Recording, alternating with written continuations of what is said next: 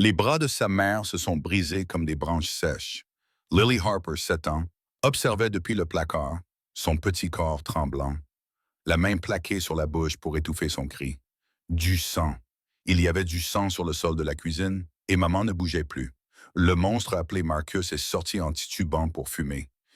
Lily avait 60 secondes, peut-être moins. Elle attrapa le téléphone fissuré caché sous le plancher et tapa son message à travers ses larmes. Un message, une chance. Il a cassé le bras de maman. Aidez-nous, s'il vous plaît. Mauvais numéro, elle ne le savait pas encore. À 60 km de là, un moteur des Hells Angels nommé Stone lut ces mots. Sa réponse fut immédiate. J'arrive. Si vous croyez aux secondes chances, abonnez-vous dès maintenant et restez jusqu'à la fin. Indiquez votre ville dans les commentaires ci-dessous. Voyons jusqu'où cette histoire ira ce soir. Stone lut le message 3 fois. Il a cassé le bras de maman. Aidez-nous, s'il vous plaît. Son café refroidit dans sa main. Le garage lui semblait plus petit. Soudain, les murs se refermèrent sur lui. Il entendait son propre cœur battre fort et rageusement dans ses oreilles. C'était une erreur, forcément. Un gamin qui faisait une blague ou un mauvais numéro destiné à quelqu'un d'autre. Quelqu'un de mieux, quelqu'un qui savait quoi faire. Il devait appeler la police, les laisser s'en occuper. Son pouce se déplaça pour composer le 911, puis s'arrêta. Aidez-nous, s'il vous plaît. Stone ferma les yeux. Et tout à coup, il avait à nouveau 8 ans, caché derrière le canapé pendant que son père battait sa mère avec un cordon téléphonique. Il se souvenait avoir prié, supplié Dieu d'envoyer quelqu'un. N'importe qui. Personne n'est venu. Il ouvrit les yeux et tapa. « Où es-tu, Tonky? » Lily se colla contre le mur du placard, se faisant aussi petite que possible. Tous les muscles de son corps lui criaient de courir, mais elle n'avait nulle part où aller. À travers la fente de la porte, elle pouvait voir maman allongée sur le sol de la cuisine, immobile. Son bras était plié dans le mauvais sens, comme une poupée que quelqu'un aurait trop violemment tordue. Le téléphone de Lily vibra. « Où es-tu? » Elle ne connaissait pas cette personne. Elle ne savait pas si elle était bonne ou mauvaise. Mais maman ne se réveillait pas. Marcus était toujours dehors et elle n'avait personne d'autre.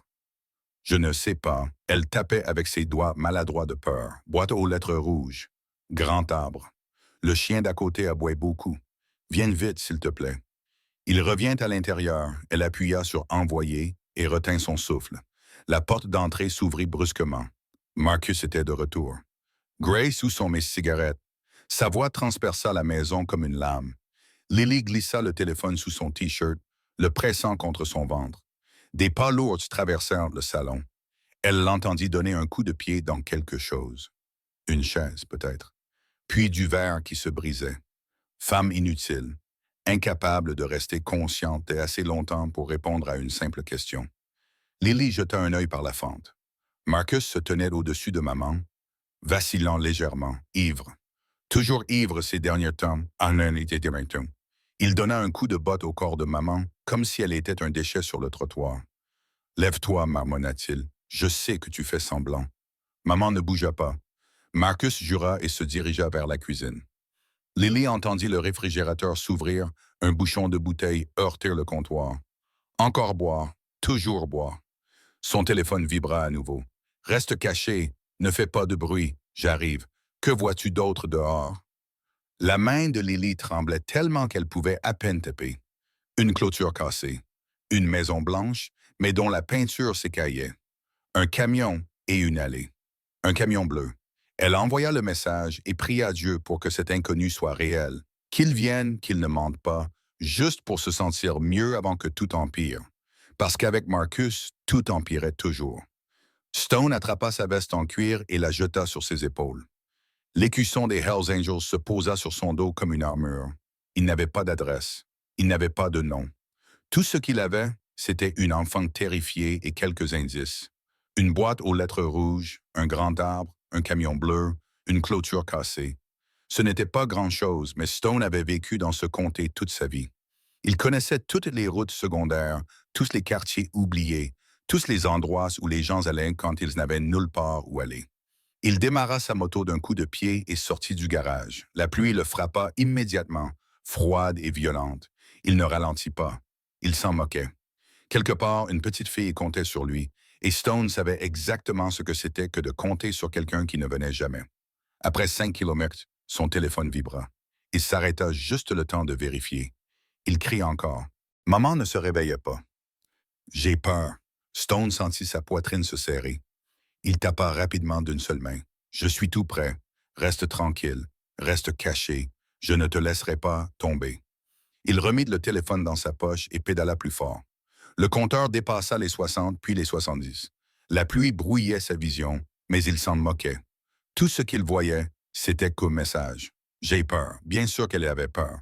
Elle y avait 7 ans, cachée dans un placard pendant qu'une ordure interrogeait sa mère. Elle revivait l'enfance de Stone et il serait damné s'il laissait les choses se terminer de la même manière. Première maison, mauvaise adresse.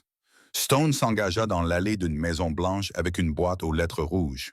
Un vieil homme ouvrit la porte, jeta un coup d'œil à l'écusson des Hells Angels et faillit avoir une crise cardiaque. « Je cherche une petite fille », dit rapidement Stone. « Elle a 7 ans, sa mère est blessée. Vous avez vu quelque chose? » Le vieil homme secoua la tête, les yeux écarquillés de peur. « Non, non, rien. S'il vous plaît, je ne veux pas d'ennui. » « Vous n'avez pas d'ennui. Désolé de vous avoir dérangé. » Stone était déjà remonté sur sa moto avant que l'homme ait fini de fermer la porte. Deuxième maison, abandonnée, fenêtre condamnée, mauvaise herbe envahissant le porche. Personne n'avait vécu ici depuis des années. « Allez, pensa-t-il. Allez, allez, allez. » Son téléphone vibra. Il m'a trouvé. Marcus ouvrit la porte du placard avec tant de force qu'elle faillit sortir de ses gonds. Lily hurla. « Te voilà. » Sa voix était calme maintenant. Trop calme. Le genre de calme qui précède la tempête. « Qu'est-ce que tu fais là, petite fille? »« Rien. J'avais peur. » « Peur de quoi? » Il l'attrapa par le bras et la tira dehors. « Peur de moi. » « C'est ça? » Lily ne pouvait pas parler. Elle ne pouvait pas respirer. Son cœur battait si fort qu'elle croyait qu'il allait exploser. Le regard de Marcus se posa sur son T-shirt, sur la forme rectangulaire qui se dessinait sous le tissu. « Qu'est-ce que c'est? » « Rien.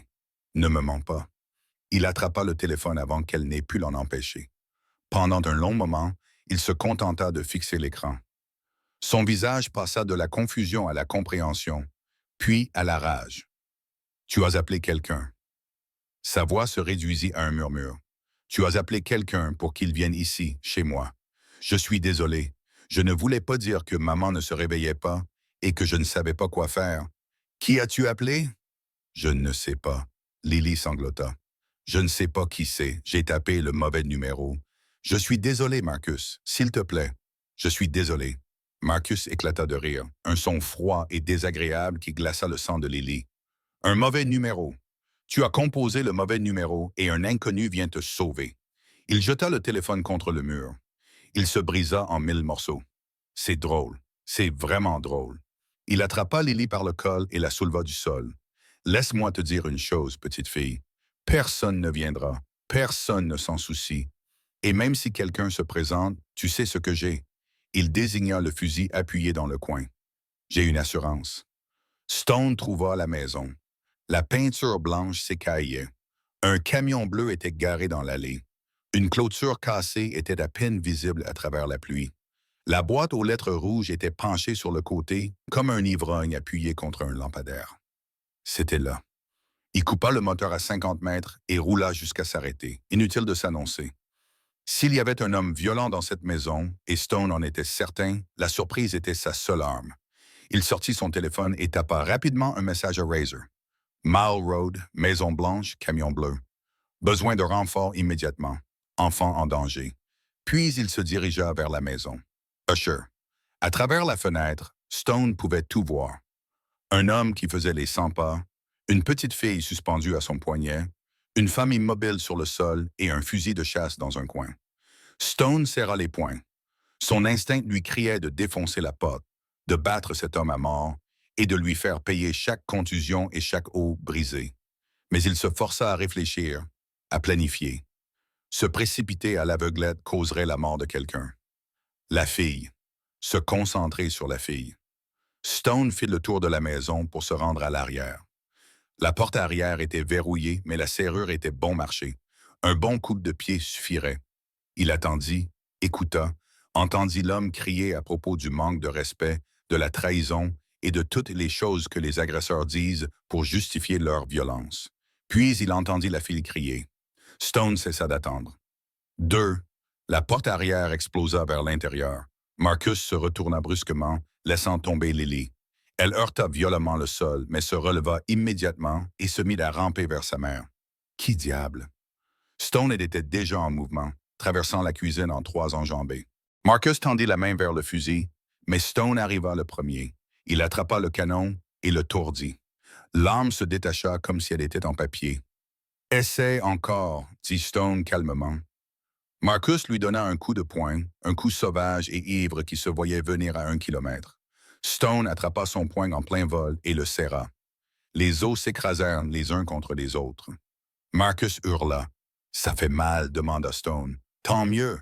Maintenant, tu sais ce qu'elle a ressenti. » Il poussa Marcus contre le mur et le maintint là d'une main sur la gorge. « Ne bouge pas, Shim. » Lily n'en croyait pas ses yeux.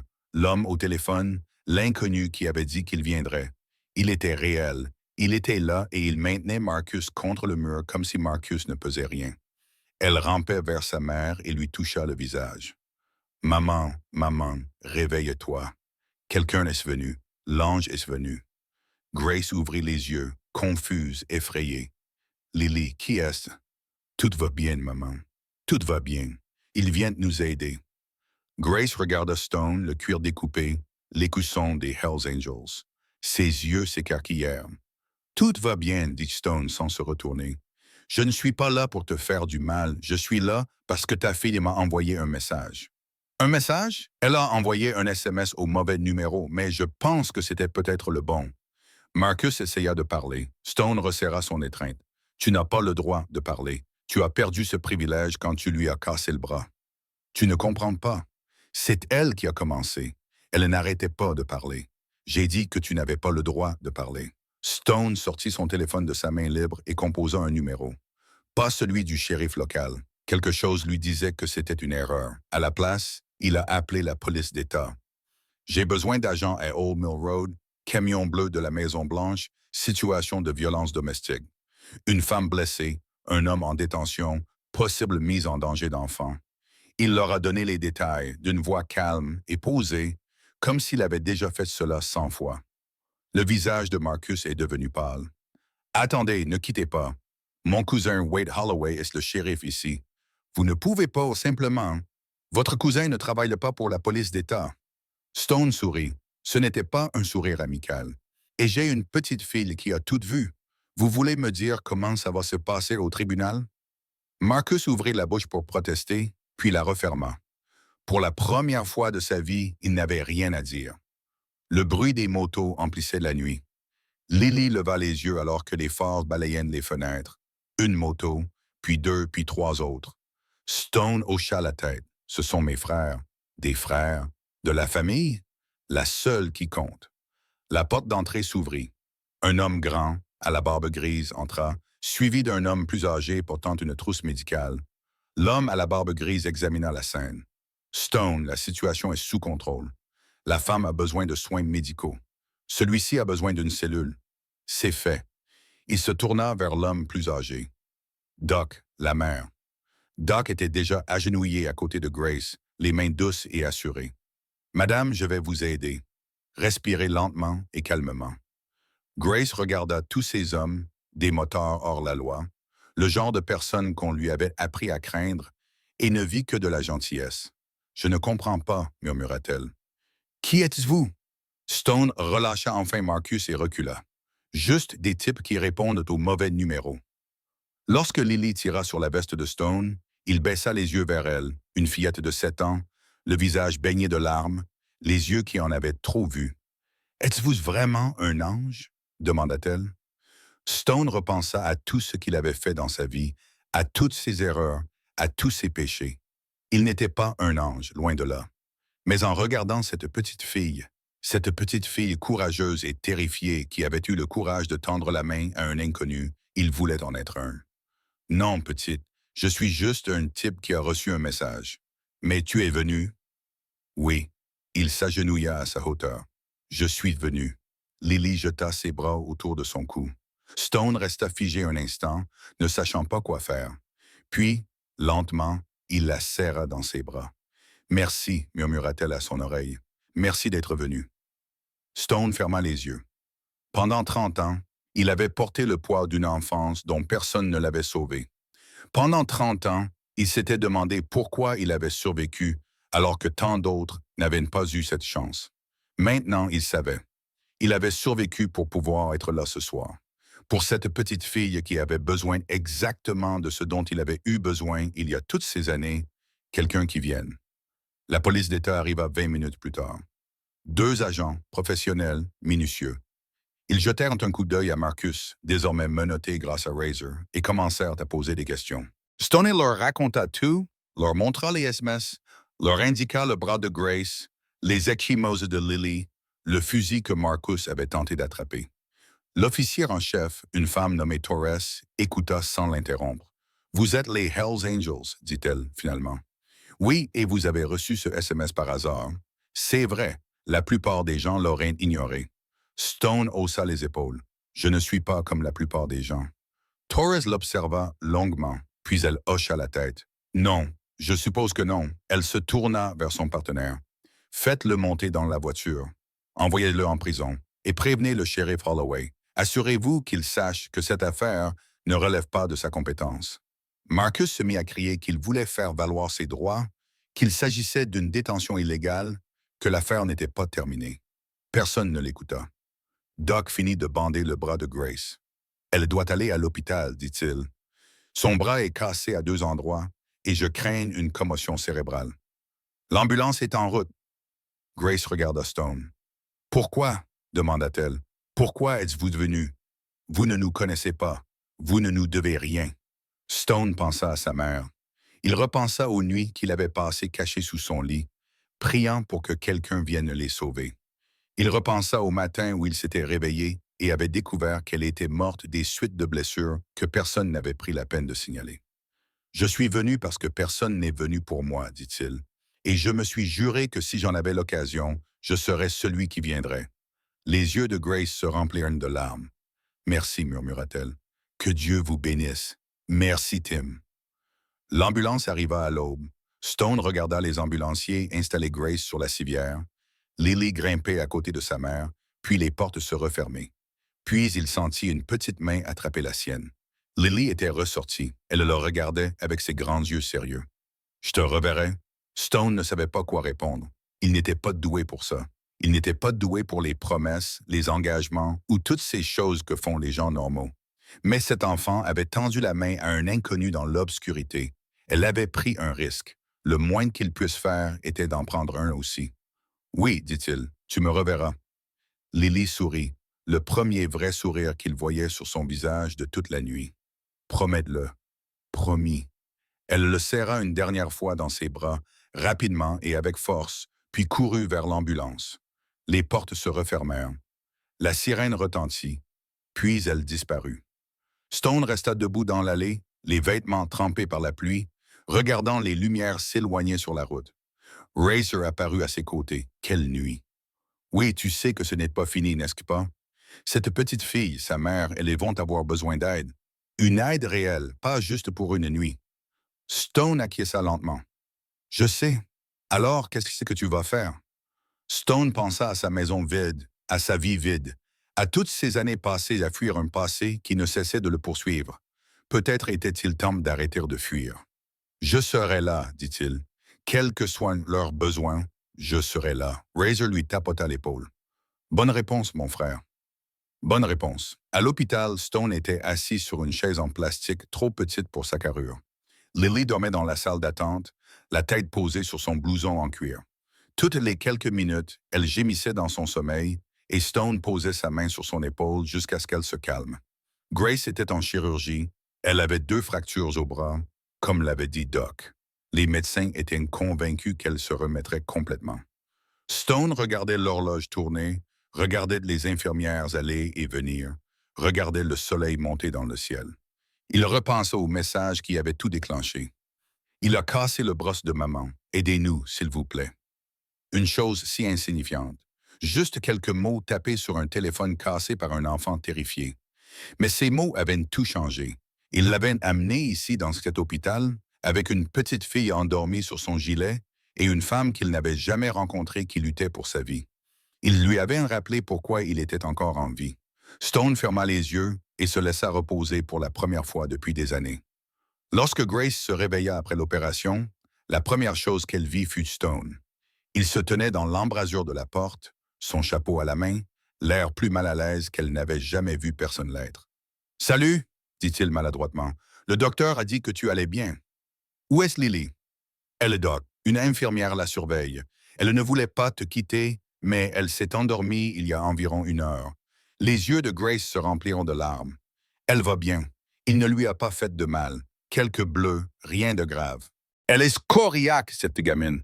Elle tient ça de moi. » Grace rit, puis grimaça. « Aïe!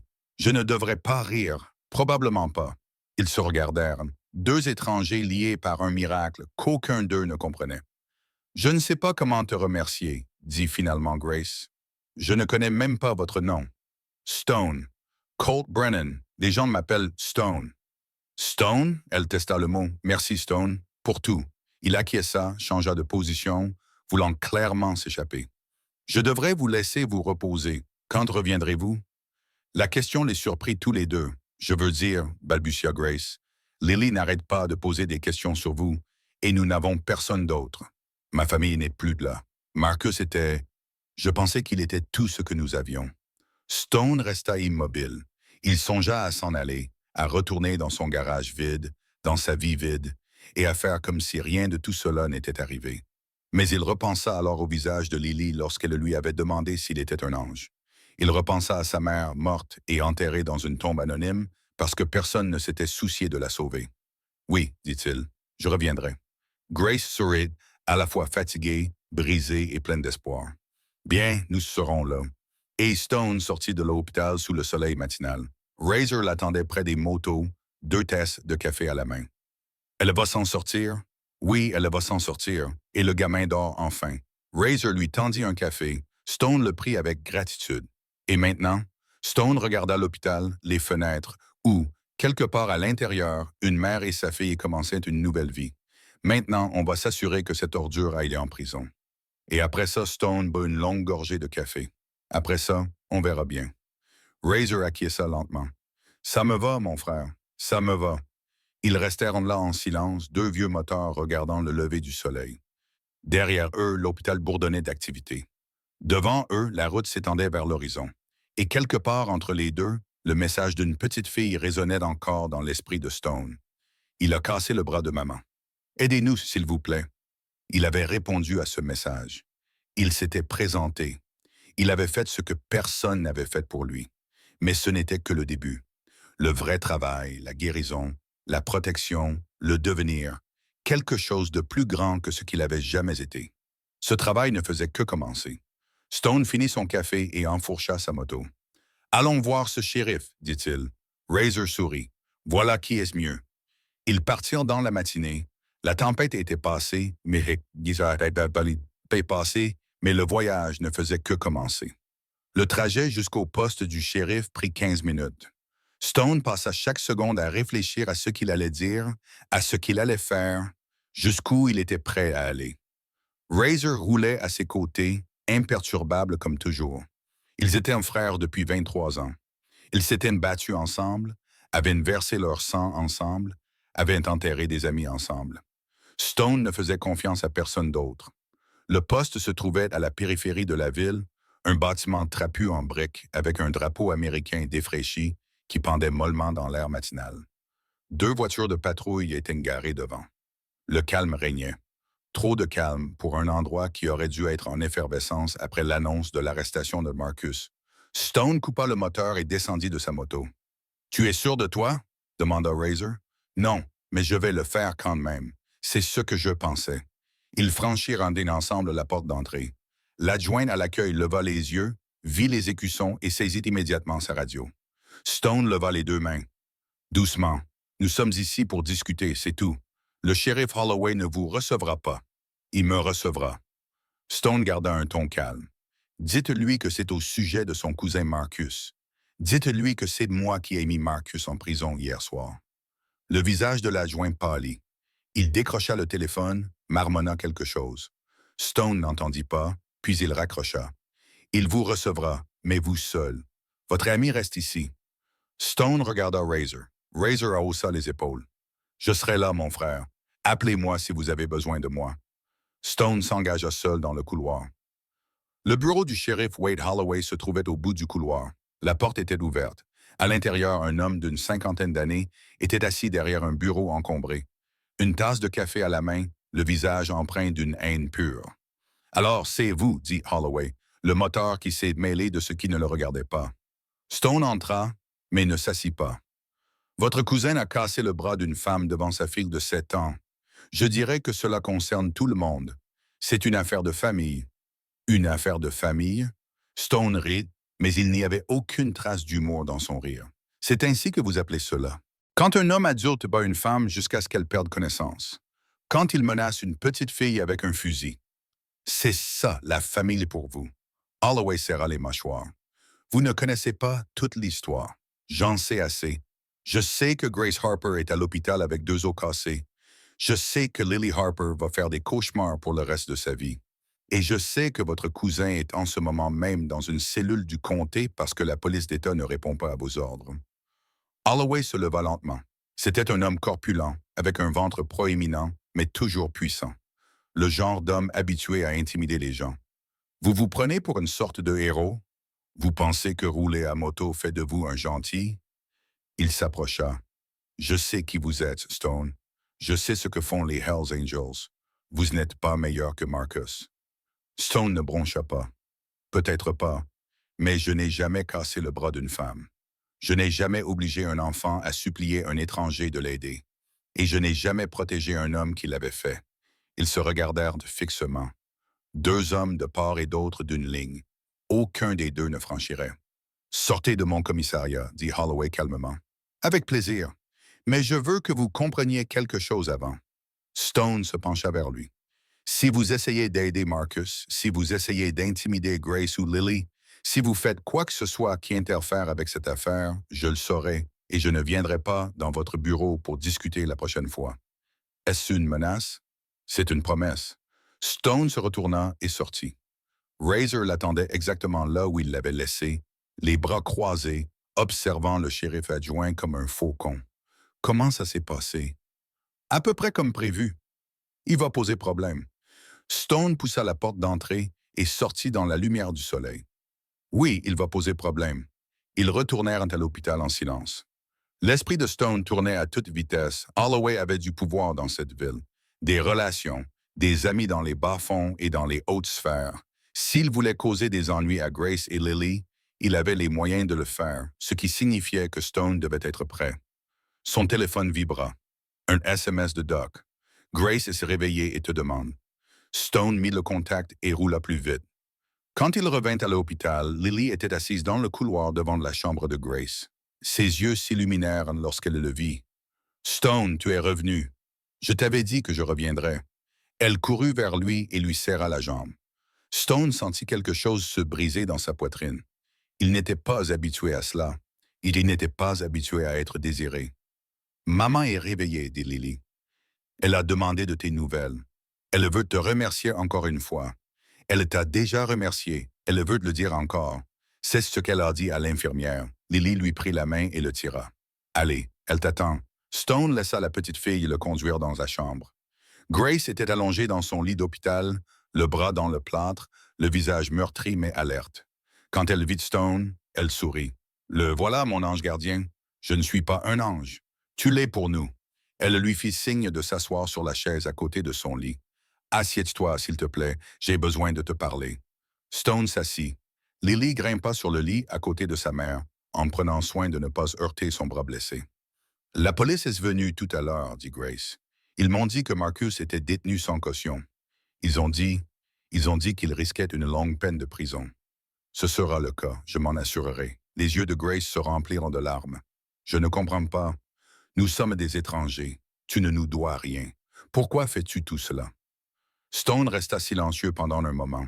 Il pensa à sa mère aux nuits qu'il avait passées à prier pour que quelqu'un les sauve, au matin où il avait trouvé son corps.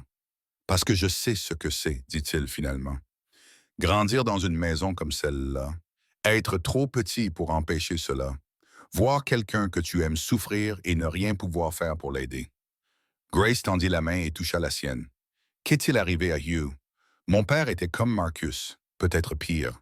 Il a battu ma mère pendant des années. Je me cachais sous le lit et priais pour que quelqu'un vienne.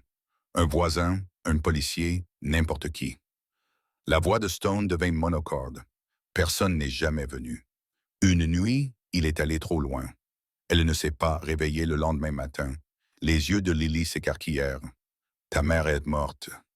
Oui, ma petite, elle est morte. C'est tellement triste. Ça a duré longtemps. C'était la seule chose à laquelle je pensais. La seule chose qui me définissait. Stone regarda Grace. Mais hier soir, quand j'ai reçu le message de Lily, j'ai su que c'était ma chance d'être la personne dont j'avais besoin quand j'avais son âge, la personne qui est vraiment là.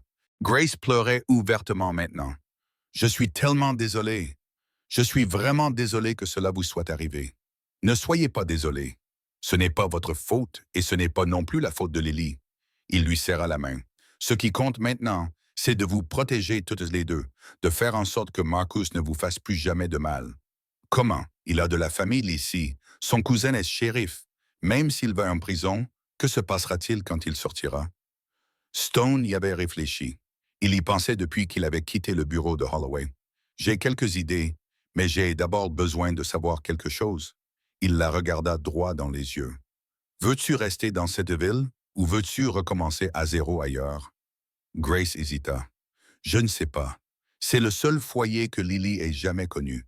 Son école est ici. Ses amis. Maman. La voix de Lily était faible mais ferme.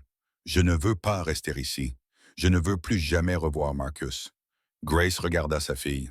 Vraiment? Elle la regarda. Elle vit la peur qui se cachait encore derrière son visage courageux. D'accord, murmura-t-elle. D'accord, ma chérie. Nous irons ailleurs. Stone acquiesça. Bien. Je connais un endroit, une ville à environ 3 heures d'ici. Petite, calme, avec de bonnes écoles. J'ai des amis là-bas qui peuvent vous aider à vous installer. Pourquoi nous aideraient-ils? Parce que je vais leur demander. Et quand un Hells Angel demande, les gens écoutent. Grace rit malgré elle. Je n'aurais jamais pensé dire ça. Mais merci à Dieu pour les motards. Il y a une première fois à tout. La porte s'ouvrit. Doc entra, suivi de Razor. Je déteste vous interrompre, dit Doc, mais nous avons un problème. Stone se leva immédiatement. Quel genre de problème? Le shérif Holloway vient de se garer devant la porte. Il est accompagné de 2 adjoints. Il demande à parler à Grace. Stone serra les mâchoires. Il faudra me passer sur le corps. C'est peut-être le plan.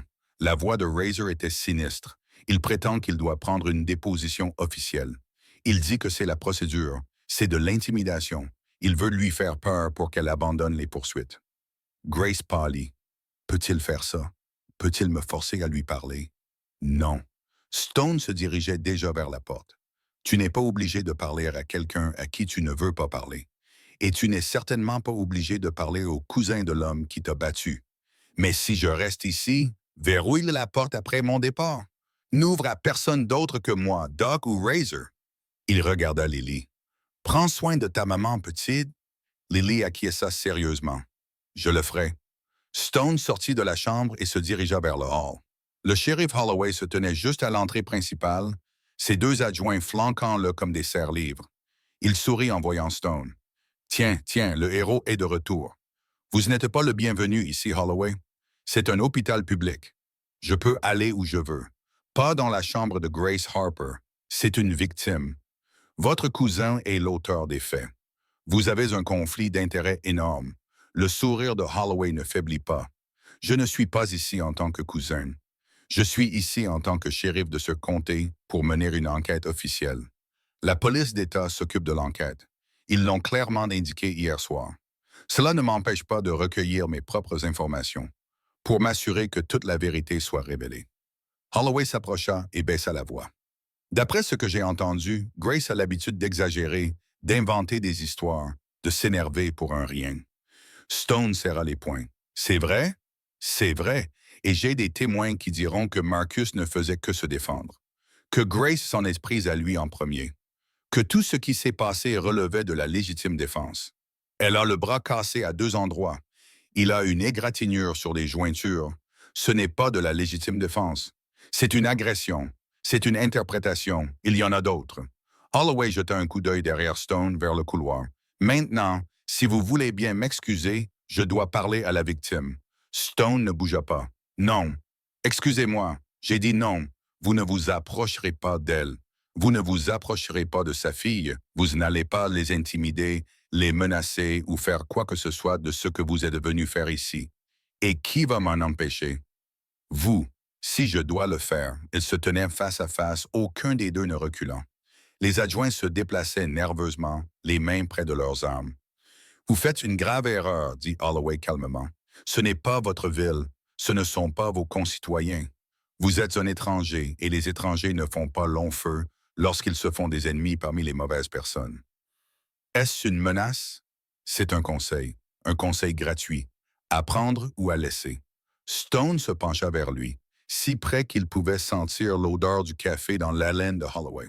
Laisse-moi te donner un conseil en retour. J'ai fait de la prison. J'ai été blessé par balle. J'ai enterré plus d'amis que tu n'as d'adjoints. Tu ne peux rien me faire qui ne m'ait déjà été fait. Mais ces deux-là, dans cette pièce-là, ils ont une chance d'avoir une vraie vie, une bonne vie, et je ne vais pas vous laisser leur enlever ça. Vous êtes prêts à tout sacrifier pour des étrangers. Ce ne sont plus des étrangers. Holloway l'étudia longuement. Quelque chose vacilla dans ses yeux. Pas exactement de la peur, mais de la prudence. Recalcul. Ce n'est pas fini, dit-il finalement. Non, ce n'est pas fini. Holloway se retourna et sortit, suivi de ses adjoints. Stone regarda jusqu'à ce que la voiture de patrouille disparaisse du parking, puis expira sans s'être rendu compte qu'il retenait son souffle. Razor apparut à ses côtés. C'était intense. C'était le premier round. Il y en aura d'autres. Que veux-tu faire? Stone réfléchit à la question de Grace, à ce qui se passerait quand Marcus sortirait, à Holloway et à ses relations, et à toutes les façons dont il pourrait leur rendre la vie impossible. Nous devons les faire sortir de cette ville ce soir si possible. Quelque part où Holloway ne pourra pas les atteindre. Je connais un endroit. Moi aussi. Le même endroit. Razor acquiesça. Cedar Falls. Ma sœur est là-bas. Elle dirige un refuge pour femmes. Elle aide des personnes comme Grace et Lily. C'est ce que je pensais. Les grands esprits se rencontrent. Razor lui donna une tape sur l'épaule. Je vais passer quelques coups de fil, commencer à organiser les choses. Merci, mon frère. Stone retourna dans la chambre de Grace. Lorsqu'il frappa à la porte, la voix de Lily lui parvint à travers la porte. Qui est-ce? C'est Stone. La serrure s'ouvrit. Lily se tenait là, son petit visage empreint d'une détermination farouche. Il est parti. Le méchant shérif. Il est parti pour l'instant. Grace était assise dans son lit, sa main valide pressée contre sa poitrine. Que s'est-il passé? Que voulait-il? Ce que je pensais. T'intimider pour que tu retires ta plainte, je ne le ferai pas. Tant mieux, mais cela signifie que tu dois quitter cette ville rapidement. Stone rapprocha la chaise du lit.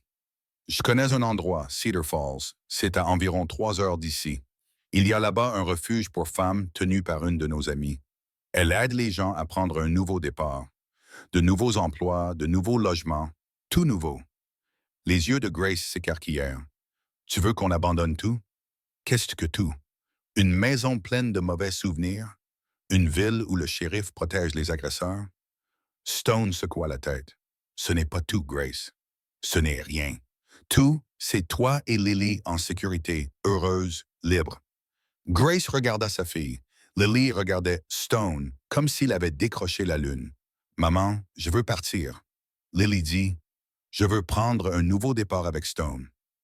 Le cœur de Stone se serra. Ma petite, je ne suis pas. Je sais que tu ne peux pas rester avec nous pour toujours. Je sais que tu as ta propre vie. La voix de Lily était étonnamment mature pour une enfant de 7 ans. Mais tu pourrais nous rendre visite, n'est-ce pas?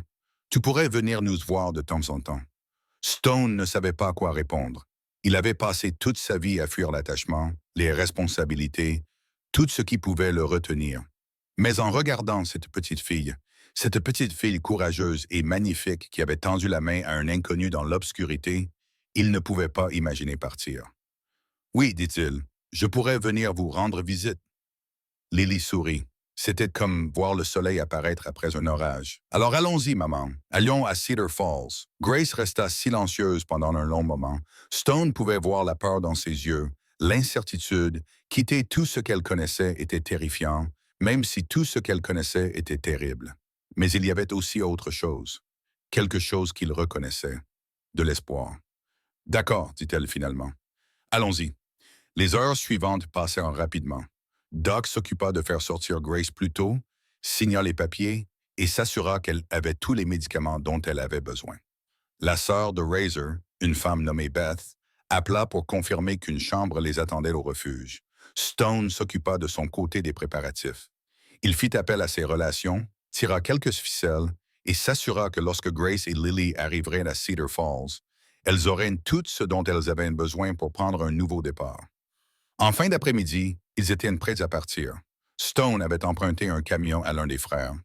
C'était plus facile pour Grace que de voyager à moto. Il chargea leurs quelques affaires à l'arrière, une valise de vêtements, quelques jouets pour Lily, une boîte de photos que Grace avait insisté pour emporter. « Ce n'est pas grand-chose, dit Grace en le regardant travailler. Toute notre vie dans un camion. C'est suffisant. Le reste n'est que des objets. On peut toujours acheter des choses. Tu y crois vraiment? » Stone ferma le haillon et se tourna vers elle. « Je crois qu'on peut construire une vie n'importe où, tant qu'on est entouré des bonnes personnes et qu'on a Lily. C'est déjà plus que ce que la plupart des gens ont. » Les yeux de Grace brillèrent. « Et toi, qu'est-ce que tu as? » Stone réfléchit à la question. Pendant la majeure partie de sa vie, la réponse aurait été simple. Rien. Il n'avait rien et ne voulait rien. Juste la route sur sa moto et le silence entre deux destinations. « Mais maintenant, j'ai mes frères, dit-il. Et maintenant, je vous ai, vous deux. » Grace tendit la main et prit de la sienne. « Merci pour tout. Je ne sais pas comment je pourrais jamais vous remercier. Tu n'as pas à me remercier. Vivez simplement une belle vie. C'est une récompense suffisante. » Lily sortit en courant de l'hôpital, un ours en peluche serré dans ses bras. Une des infirmières le lui avait donné. « Je suis prête, allons-y. » Stone la souleva pour l'installer dans le camion, s'assurant que sa ceinture de sécurité était bien attachée. Puis il aida Grace à s'installer sur le siège passager, en prenant soin de ne pas heurter son bras. « Je suis à l'aise. Aussi à l'aise que je peux l'être. » Il grimpa sur le siège conducteur et démarra le moteur. Dans le rétroviseur, il pouvait voir Razor sur sa moto, prêt à les suivre. Doc restait derrière pour régler les derniers détails. « Prêt? » demanda Stone. Lily sautillait sur son siège. « Prête. » Grace prit une profonde inspiration. « Prête. » Stone quitta le parking de l'hôpital et prit la direction de l'autoroute. La première heure se passa en silence. Grace s'endormit presque immédiatement, épuisée par l'opération et le stress. Lily resta éveillée, observant le paysage défiler avec de grands yeux curieux. « Stone. Oui, ma petite, je peux te poser une question? Bien sûr. As-tu des enfants? » Les mains de Stone se crispèrent sur le volant. « Non. Non, je n'en ai pas. »« En as-tu toujours voulu? » La question le toucha plus qu'elle n'aurait dû. Stone pensa à la vie qu'il aurait pu mener si les choses avaient été différentes. Si sa mère avait survécu, si son père avait été un homme différent, s'il avait appris à faire confiance, à aimer, à construire quelque chose au lieu de toujours fuir. « Je ne sais pas, » répondit-il honnêtement. « Je n'ai jamais pensé que je serais doué pour ça. Je pense que tu serais un bon père. » Stone jeta un coup d'œil dans le rétroviseur. Lily le regardait avec cette expression sérieuse et compréhensive qui semblait trop mature pour son visage. « Pourquoi dis-tu cela? »« Parce que tu es venu. Quand je t'ai envoyé un SMS, tu es venu. Un bon père aurait fait ça. Un bon jour viendrait. » Stone ne pouvait pas parler. Quelque chose était coincé dans sa gorge, épais et douloureux. « Je ne suis pas ton père, Lily. Je sais, mais tu pourrais peut-être être quelque chose. » Elle tripotait son ours en peluche. « Je n'ai jamais eu de grand-père. Marcus était censé être comme un père, mais il était mauvais. »« Tu n'es pas mauvais, Stone. Tu es bon. »« Non, je ne le suis pas. Si tu l'es. Tu ne le sais pas encore, c'est tout. » Stone conduisait dans silence, laissant ses paroles faire leur chemin. Il avait passé 52 ans, à croire qu'il était abîmé, brisé, incapable de quoi que ce soit d'autre que la violence et la solitude. Mais cette petite fille de 7 ans, qui le connaissait à peine, voyait quelque chose de différent. Elle voyait quelque chose qu'il ne voyait pas en lui-même. C'était peut-être à cela que ressemblait la rédemption. Pas une transformation soudaine, mais une lente ouverture. La prise de conscience progressive que la personne que vous pensiez être n'était pas celle que vous deviez être. Ils s'arrêtèrent pour faire le plein à 1 heure de Cedar Falls. Pendant que le réservoir se remplissait, Stone entra dans la boutique pour acheter des snacks. Lorsqu'il ressortit, il se figea. Une voiture de patrouille du shérif était garée derrière le camion. La main de Stone se posa sur son côté, un réflexe né de décennies de problèmes. Mais il se força à rester calme, marcha lentement, ne fit aucun mouvement brusque. L'adjoint était jeune, la vingtaine. Il se tenait près de la portière côté conducteur, regardant la plaque d'immatriculation. « Je peux vous aider ?» demanda Stone. L'adjoint leva les yeux. Son regard se posa sur le gilet de Stone, sur l'écusson des Hells Angels. Une expression passa sur son visage. De la peur, du respect, ou peut-être les deux. Je vérifie juste les plaques pour m'assurer que tout est en ordre. Tout est en ordre. Nous ne faisons que passer. Où allez-vous?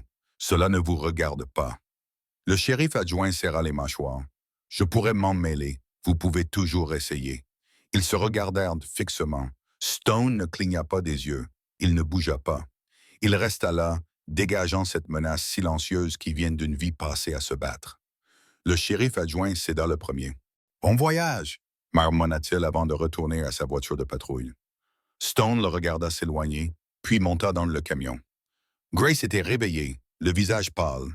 Qu'est-ce que ça voulait dire? Holloway. Il suit ma sœur. Il a probablement mis une balle et demandé à ses amis des comtés voisins de garder un œil sur ce camion. Stone vérifia les rétroviseurs. Razor était toujours derrière eux, solide comme un roc. Ça va. Il ne peut rien faire. Nous n'enfreignons aucune loi. Mais il sait où nous allons. Il pourrait le deviner. Cela ne veut pas dire qu'il peut nous arrêter. La main de Grace trouva la sienne sur le levier de vitesse. J'ai peur, Stone. Je sais, mais nous sommes presque arrivés. Encore 1 heure, ils parcoururent le reste du trajet dans un silence tendu. Stone continuait à vérifier les rétroviseurs, à guetter les gyrophares, à attendre le prochain obstacle. Mais la route restait dégagée. Alors que le soleil commençait à se coucher, ils passèrent devant le panneau indiquant Cedar Falls, 200 habitants. « On est arrivé », dit Stone. Lily appuya son visage contre la vitre. « C'est joli. Regarde, maman, il y a un lac. » Grace sourit malgré sa peur. « C'est joli, ma chérie. » Le refuge pour femmes se trouvait à la périphérie de la ville, une ferme reconvertie entourée de hautes clôtures et de caméras de sécurité. Stone s'arrêta devant le portail et attendit. Une femme sortit du bâtiment principal, grande, aux cheveux bouclés, avec des yeux gentils et des mains fortes. « Razor, ma sœur, Beth, vous devez être Stone. Stone, dit-elle en s'approchant du camion.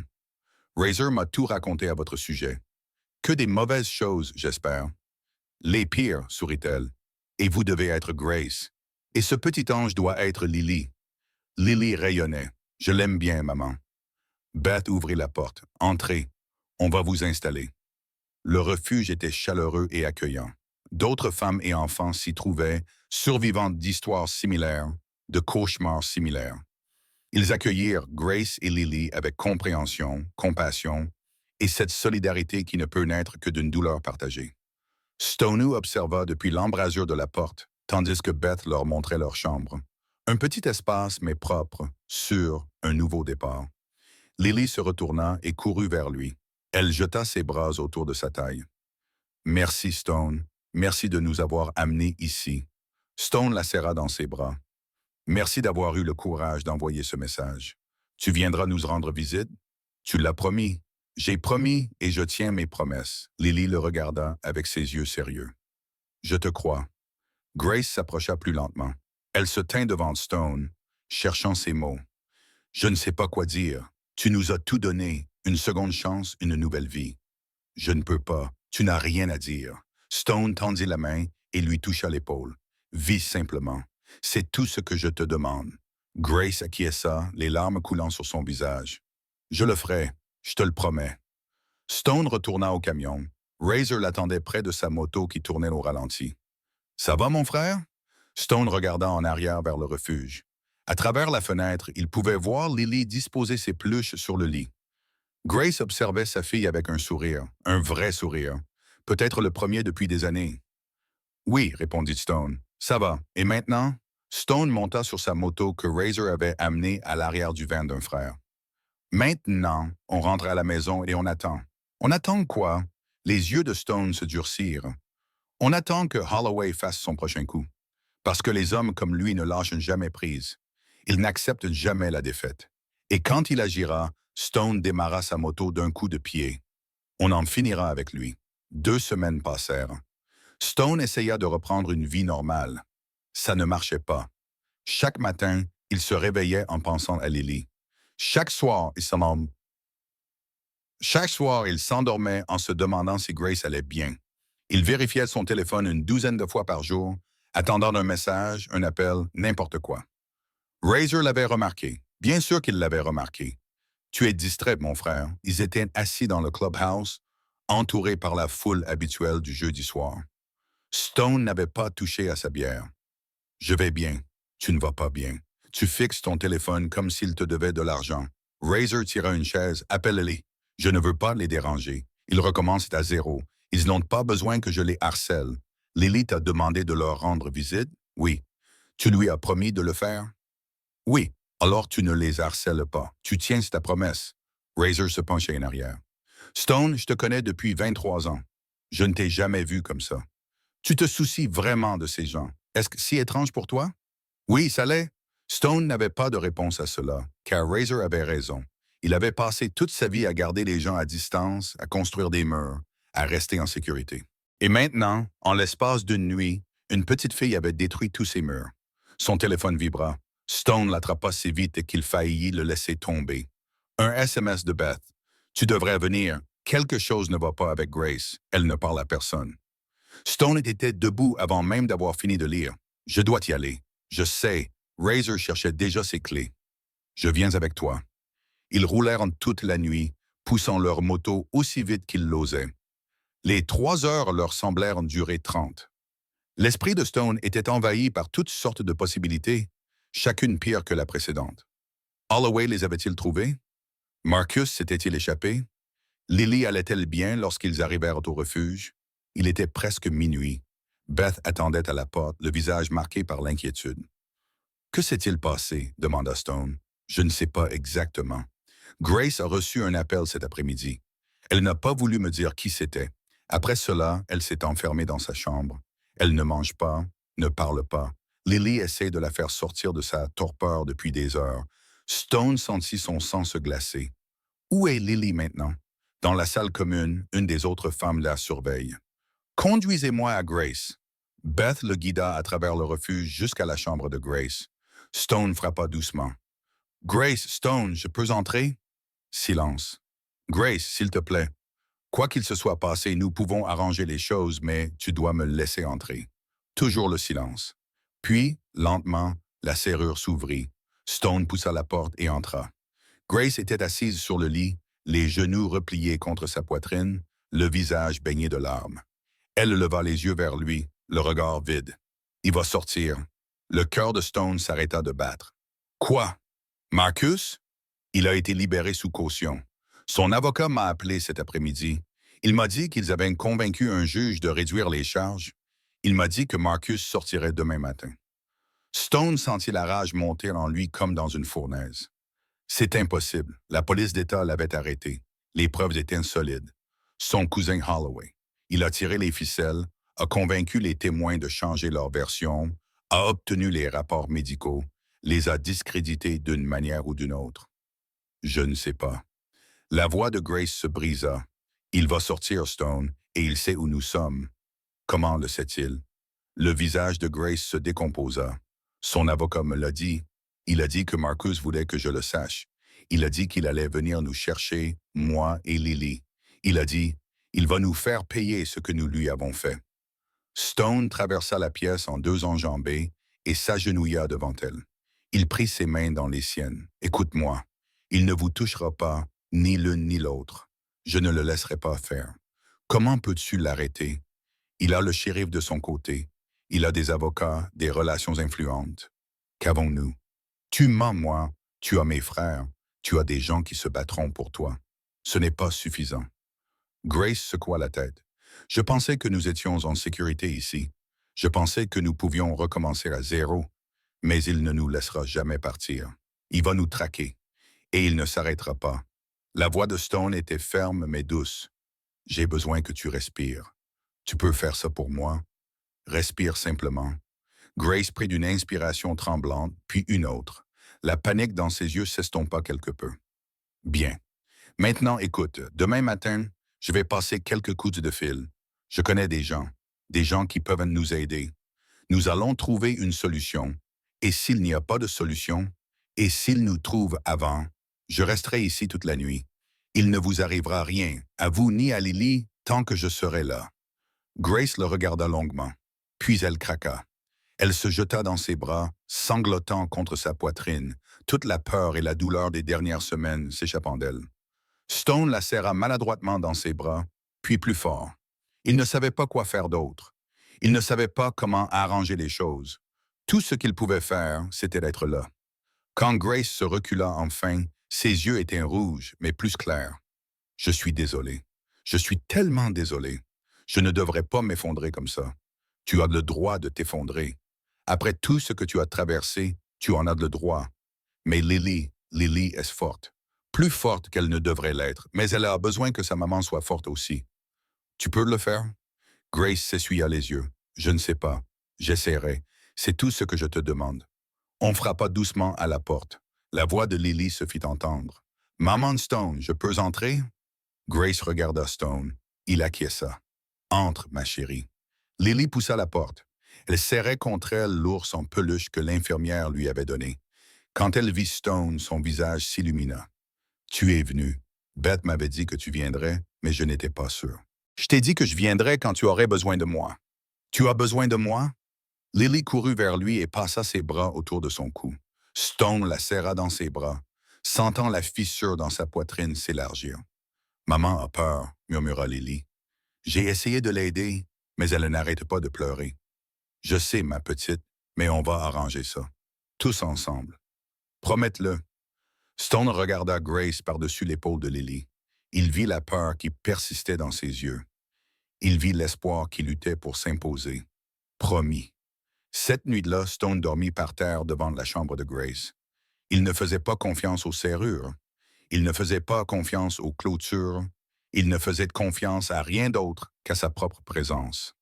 Razor prit le premier quart, faisant le tour du périmètre toutes les heures, vérifiant les caméras, s'assurant que tout était en ordre. Au matin, Stone avait un plan.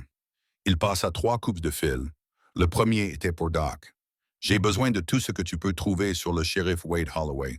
Toutes les affaires louches, toutes les plaintes étouffées, tous les cadavres dans son placard. C'est beaucoup demandé, mon frère. Je sais. Mais si quelqu'un peut te le faire, c'est toi. Donne-moi 48 heures. » Le deuxième appel était destiné à un avocat nommé Reynolds. Pas le flic, un autre type. Un vieil ami du passé de Stone qui lui devait plusieurs faveurs. Marcus Dean va être libéré grâce à une réduction de peine. Je dois savoir comment l'en empêcher. Légalement, cependant, cela doit se faire. Reynolds est resté silencieux pendant un moment. Il y a peut-être un moyen. Si nous pouvons prouver que le juge a été influencé, si nous pouvons démontrer qu'il y a eu corruption dans le processus de libération sous caution, nous pourrions obtenir l'annulation de la décision. Mais j'aurais besoin de preuves. Quel genre de preuves? Les communications entre Holloway et le juge. Les déclarations de témoins montrant qu'il y a eu coercition. Tout ce qui prouve qu'il y a eu manipulation. Je m'en occuperai. Stone. Fais attention. Ces gens-là ne font pas dans la dentelle. Moi aussi. Le troisième appel fut le plus difficile. Il composa un numéro qu'il n'avait pas utilisé depuis 15 ans. « Bonjour, Tommy, c'est Stone. » Silence à l'autre bout du fil. Alors Stone, comme dans Colt Brennan. « Pourquoi tu m'appelles, bon sang? J'ai besoin de ton aide. » Tommy Malone était un agent du FBI à la retraite. Lui et Stone avaient un passé compliqué, mêlant armes, argent et accord mutuel de ne plus jamais se parler. « Tu as du culot de m'appeler après tout ce temps. » « Je sais, mais il ne s'agit pas de moi. Il s'agit d'une femme et d'une petite fille qui vont mourir si personne n'intervient. Une autre longue pause. Je t'écoute. Stone lui a tout raconté. Le SMS, le sauvetage, Marcus et Holloway, les menaces, le juge corrompu. Quand il eut terminé, Tommy laissa échapper un sifflement admiratif. C'est une sacrée histoire, c'est la vérité. Je te crois. Holloway est dans notre ligne de mire depuis des années, mais nous n'avions jamais assez d'éléments pour agir contre lui. Et si je pouvais t'en fournir suffisamment? Que proposes-tu exactement? Stone prit d'une profonde inspiration. Je propose qu'on fasse tomber un shérif. Le plan a été mis au point au cours des 2 jours suivants. Doc a livré la première partie. Il a déniché des années de plaintes contre Holloway pour violences domestiques qui n'avaient jamais fait l'objet d'une enquête. Des arrestations pour conduite en état d'ivresse qui avaient mystérieusement disparu. Des accusations de corruption qui n'avaient abouti à rien. Une succession de schémas révélant un homme qui utilisait son badge pour se protéger, lui et sa famille.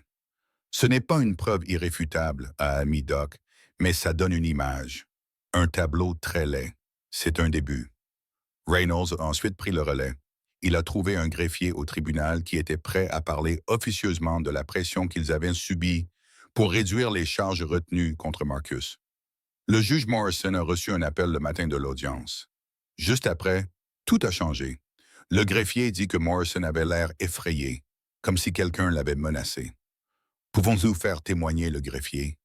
Peut-être, si nous pouvons garantir sa protection. Je vous le garantis. Tommy était la dernière pièce du puzzle. Il a accepté d'ouvrir une enquête informelle afin de rassembler des preuves pouvant être utilisées pour monter un dossier fédéral contre Holloway. Mais j'ai besoin de temps, a prévenu Tommy. Des semaines, voire des mois. Vos collaborateurs peuvent-ils rester en sécurité aussi longtemps? Stone a regardé par la fenêtre du refuge. Lily jouait dans la cour, poursuivant des papillons, riant comme une enfant normale pour la première fois depuis qu'il l'avait rencontrée. Ils seront en sécurité, je m'en assurerai. Mais Marcus n'allait pas attendre des semaines ou des mois. L'appel est arrivé 3 jours plus tard. Le téléphone de Stone a sonné à 2 heures du matin. Stone, c'était Beth. Sa voix tremblait. Il y a quelqu'un dehors, près de la clôture. Un camion. Il tourne en rond depuis 1 heure. Stone avait déjà attrapé sa veste. J'arrive.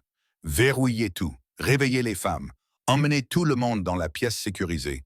Et si vous le faisiez vous-même, je serai là dans 20 minutes. Il y est arrivé en 15 minutes. Le camion était toujours là quand il est arrivé. Un pick-up bleu, le même que celui qui se trouvait dans l'allée de Marcus. Stone a éteint ses phares et s'est arrêté à 100 mètres de là. Razor était déjà là, caché dans l'ombre près de la clôture. Il est seul, a chuchoté Razor. Il est assis là et observe. Il n'a pas bougé. Il nous teste pour voir comment nous réagissons. Qu'est-ce qu'on fait? Stone réfléchit. Il pouvait affronter Marcus maintenant, avant que la situation ne s'aggrave. Mais c'était exactement ce que Marcus voulait.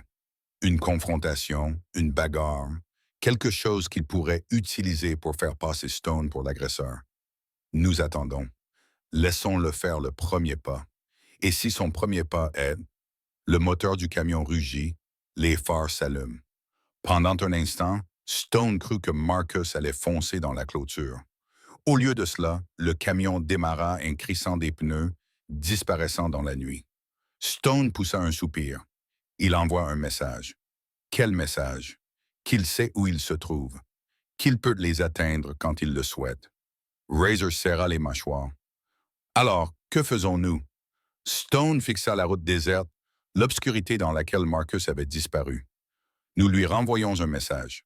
Le lendemain matin, Stone se rendit seul en ville. Il trouva Marcus dans un restaurant local, assis dans un coin, en train de prendre son petit déjeuner comme s'il n'avait aucun souci.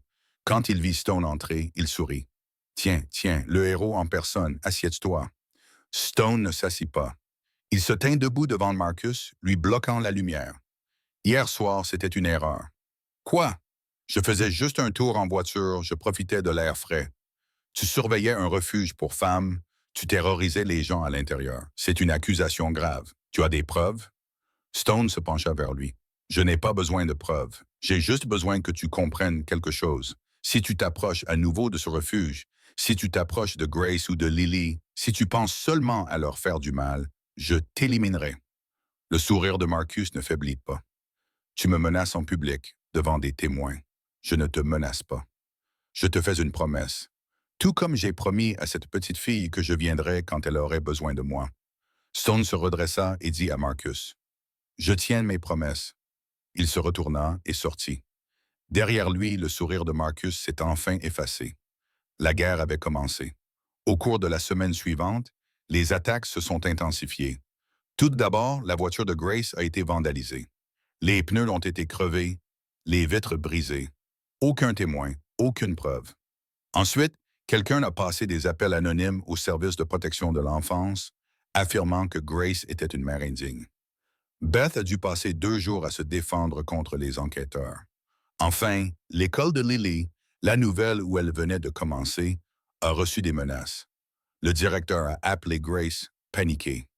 Quelqu'un disait qu'il allait faire du mal aux enfants. Nous avons dû mettre toute l'école en confinement. Grace a appelé Stone, incapable de parler à travers ses larmes. Il ne s'arrêtera jamais.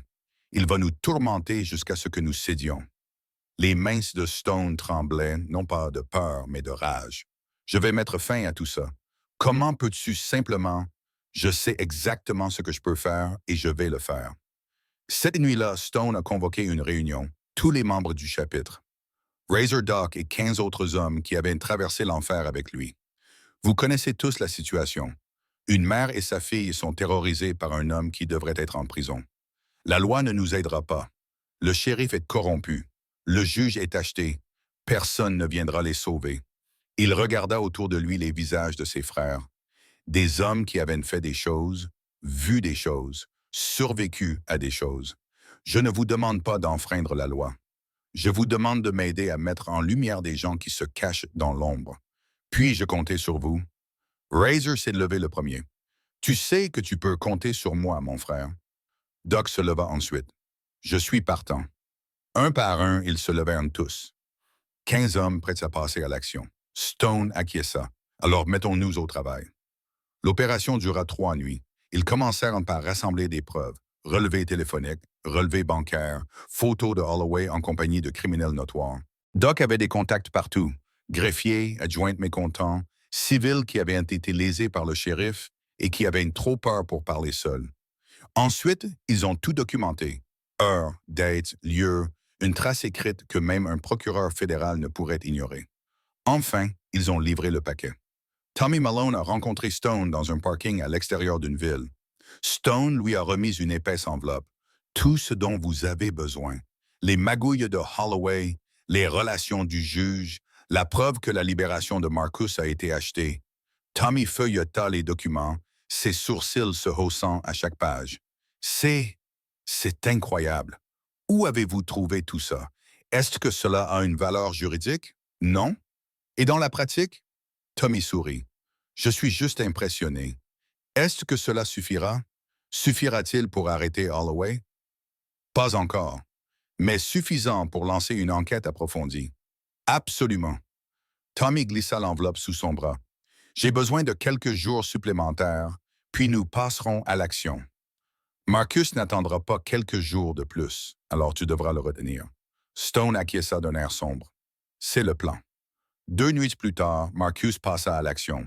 Stone était au refuge lorsque son téléphone vibra. Un SMS provenant d'un numéro inconnu. Retrouve-moi seul à l'ancien moulin dans 1 heure, sinon je brûle cet endroit avec tout le monde à l'intérieur. Stone fixa le message. Son sang se glaça, puis s'emballa. Il montra le téléphone à Razor. Il force la confrontation. C'est un piège. Je sais. Tu ne peux pas y aller seul. Je n'ai pas le choix. Si je ne le fais pas, il fera exactement ce qu'il a dit. Il n'a plus rien à perdre. Razor lui attrapa le bras. Stone réfléchit. Les fédéraux vont intervenir dans quelques jours.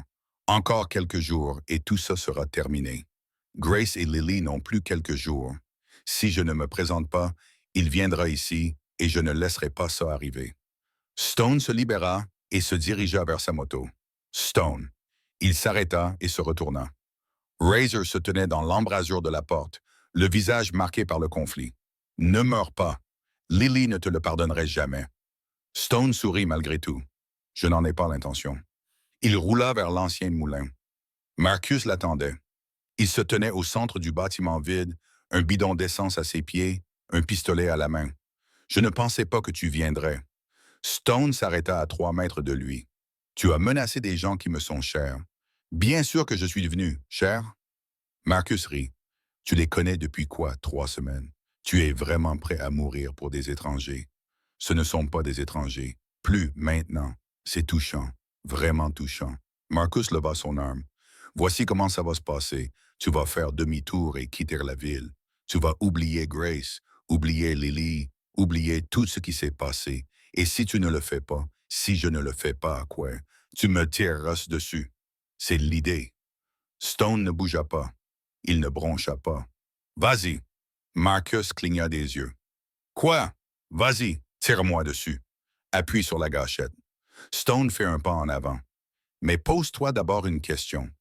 Même si tu me tues, tu penses vraiment que tu vas pouvoir partir d'ici? Mes frères savent où je suis. Les fédéraux montent un dossier contre ton cousin. Tu ne t'en sortiras pas, Marcus. Tu ne fais que retarder l'inévitable. Tu bluffes. Je ne ferai pas un pas de plus. Dans 48 heures, le shérif Holloway sera arrêté pour corruption. Le juge qui a réduit ta caution fera l'objet d'une enquête et tu retourneras en prison. Cette fois pour de bon. La main de Marcus tremblait. Tu mens, non. Et au fond de toi, tu le sais. Stone était tout près maintenant. Assez près pour voir la peur dans les yeux de Marcus. Tu as deux choix. Tu peux l'appuyer sur la gâchette et passer le reste de ta vie à fuir. Ou tu peux poser ton arme et assumer tes responsabilités comme un homme. Pendant un long et terrible moment, rien ne bougea. Puis Marcus baissa son arme. Je n'ai jamais voulu lui faire de mal, dit-il doucement. Grace, je n'ai jamais voulu que les choses tournent aussi mal, mais c'est arrivé. Et maintenant, tu dois en payer le prix. Des sirènes retentirent au loin, se rapprochant. Stone n'était finalement pas venu seul. Razor avait appelé la police d'État dès qu'il était parti. Marcus le regarda avec quelque chose qui ressemblait à du respect. Tu t'es joué de moi. J'ai tenu ma promesse. C'est tout. La police arriva. Marcus se rendit sans opposer de résistance. Cette fois, il n'y aurait pas de juge complaisant, ni de shérif corrompu pour tirer les ficelles. Cette fois, justice serait faite. Stone les regarda faire monter Marcus dans la voiture de patrouille, regarda les gyrophares disparaître dans la nuit. C'était fini, ou du moins en partie. Son téléphone vibra. Un SMS de Lily. « Tu vas bien? Beth a dit que tu étais parti. Tu rentres? » Stone sourit en tapant sa réponse. « Je rentre. Tout va bien maintenant. Promis? » Il regarda les étoiles au-dessus de lui, la route devant lui, tous les kilomètres qu'il avait parcourus pour arriver à ce moment. Promis. Stone retourna au refuge alors que les premières lueurs de l'aube apparaissaient dans le ciel. Ses mains étaient fermes sur le guidon, mais son esprit était en ébullition. Marcus était en détention. La menace était neutralisée. Pour la première fois depuis des semaines, il pouvait respirer, mais quelque chose d'autre se passait en lui. Quelque chose qu'il n'avait pas prévu. Il avait peur. Pas de Marcus, ni de Holloway, ni d'aucune menace extérieure. Il avait peur de ce qui allait suivre. Des sentiments qu'il refoulait depuis la nuit où il avait enfoncé cette porte. De la façon dont son cœur bondissait chaque fois que Lily lui souriait. De la façon dont Grace le regardait comme s'il était plus qu'un moteur brisé avec trop de cicatrices. Razor l'attendait à la porte lorsqu'il arriva. C'est fait, c'est fait. Marcus est sous la garde de l'État. Pas soda de caution cette fois-ci. Et Holloway, Tommy va s'occuper de lui demain. Mandat fédéral. Razor acquiesça lentement. Alors c'est fini. Le danger est passé. Le reste. Stone coupa le moteur et resta assis là un moment, fixant l'abri. Le reste ne fait que commencer. Tu veux dire Grace et Lily? Je veux dire tout. Razor posa une main sur son épaule. Mon frère, je t'ai vu fuir les bonnes choses toute ta vie. Ne fuis pas celle-ci. Stone ne répondit pas. Il se contenta de marcher vers le bâtiment. Lily attendait dans la salle commune. Dès qu'elle le vit, elle bondit du canapé et traversa la pièce en courant. « Stone, tu es de retour. Beth a dit qu'il y avait des problèmes, mais que tu allais bien. Je l'ai cru, mais j'avais quand même peur, et maman pleurait encore. » Stone s'agenouilla et la prit dans ses bras. « Hé, hé, calme-toi. Je suis là. Je vais bien. Tu me promets que tu vas bien? Je te le promets. » Lily s'écarta et scruta son visage de ses yeux sérieux. Tu as l'air fatigué. Je suis fatigué. Alors tu devrais dormir. Maman dit que le sommeil arrange tout. Ta maman est une femme intelligente, je sais. Lily lui a pris la main. Viens, elle t'attend. Stone a laissé la petite fille le conduire dans le couloir. Ses bottes lui semblaient lourdes. Son corps était endolori.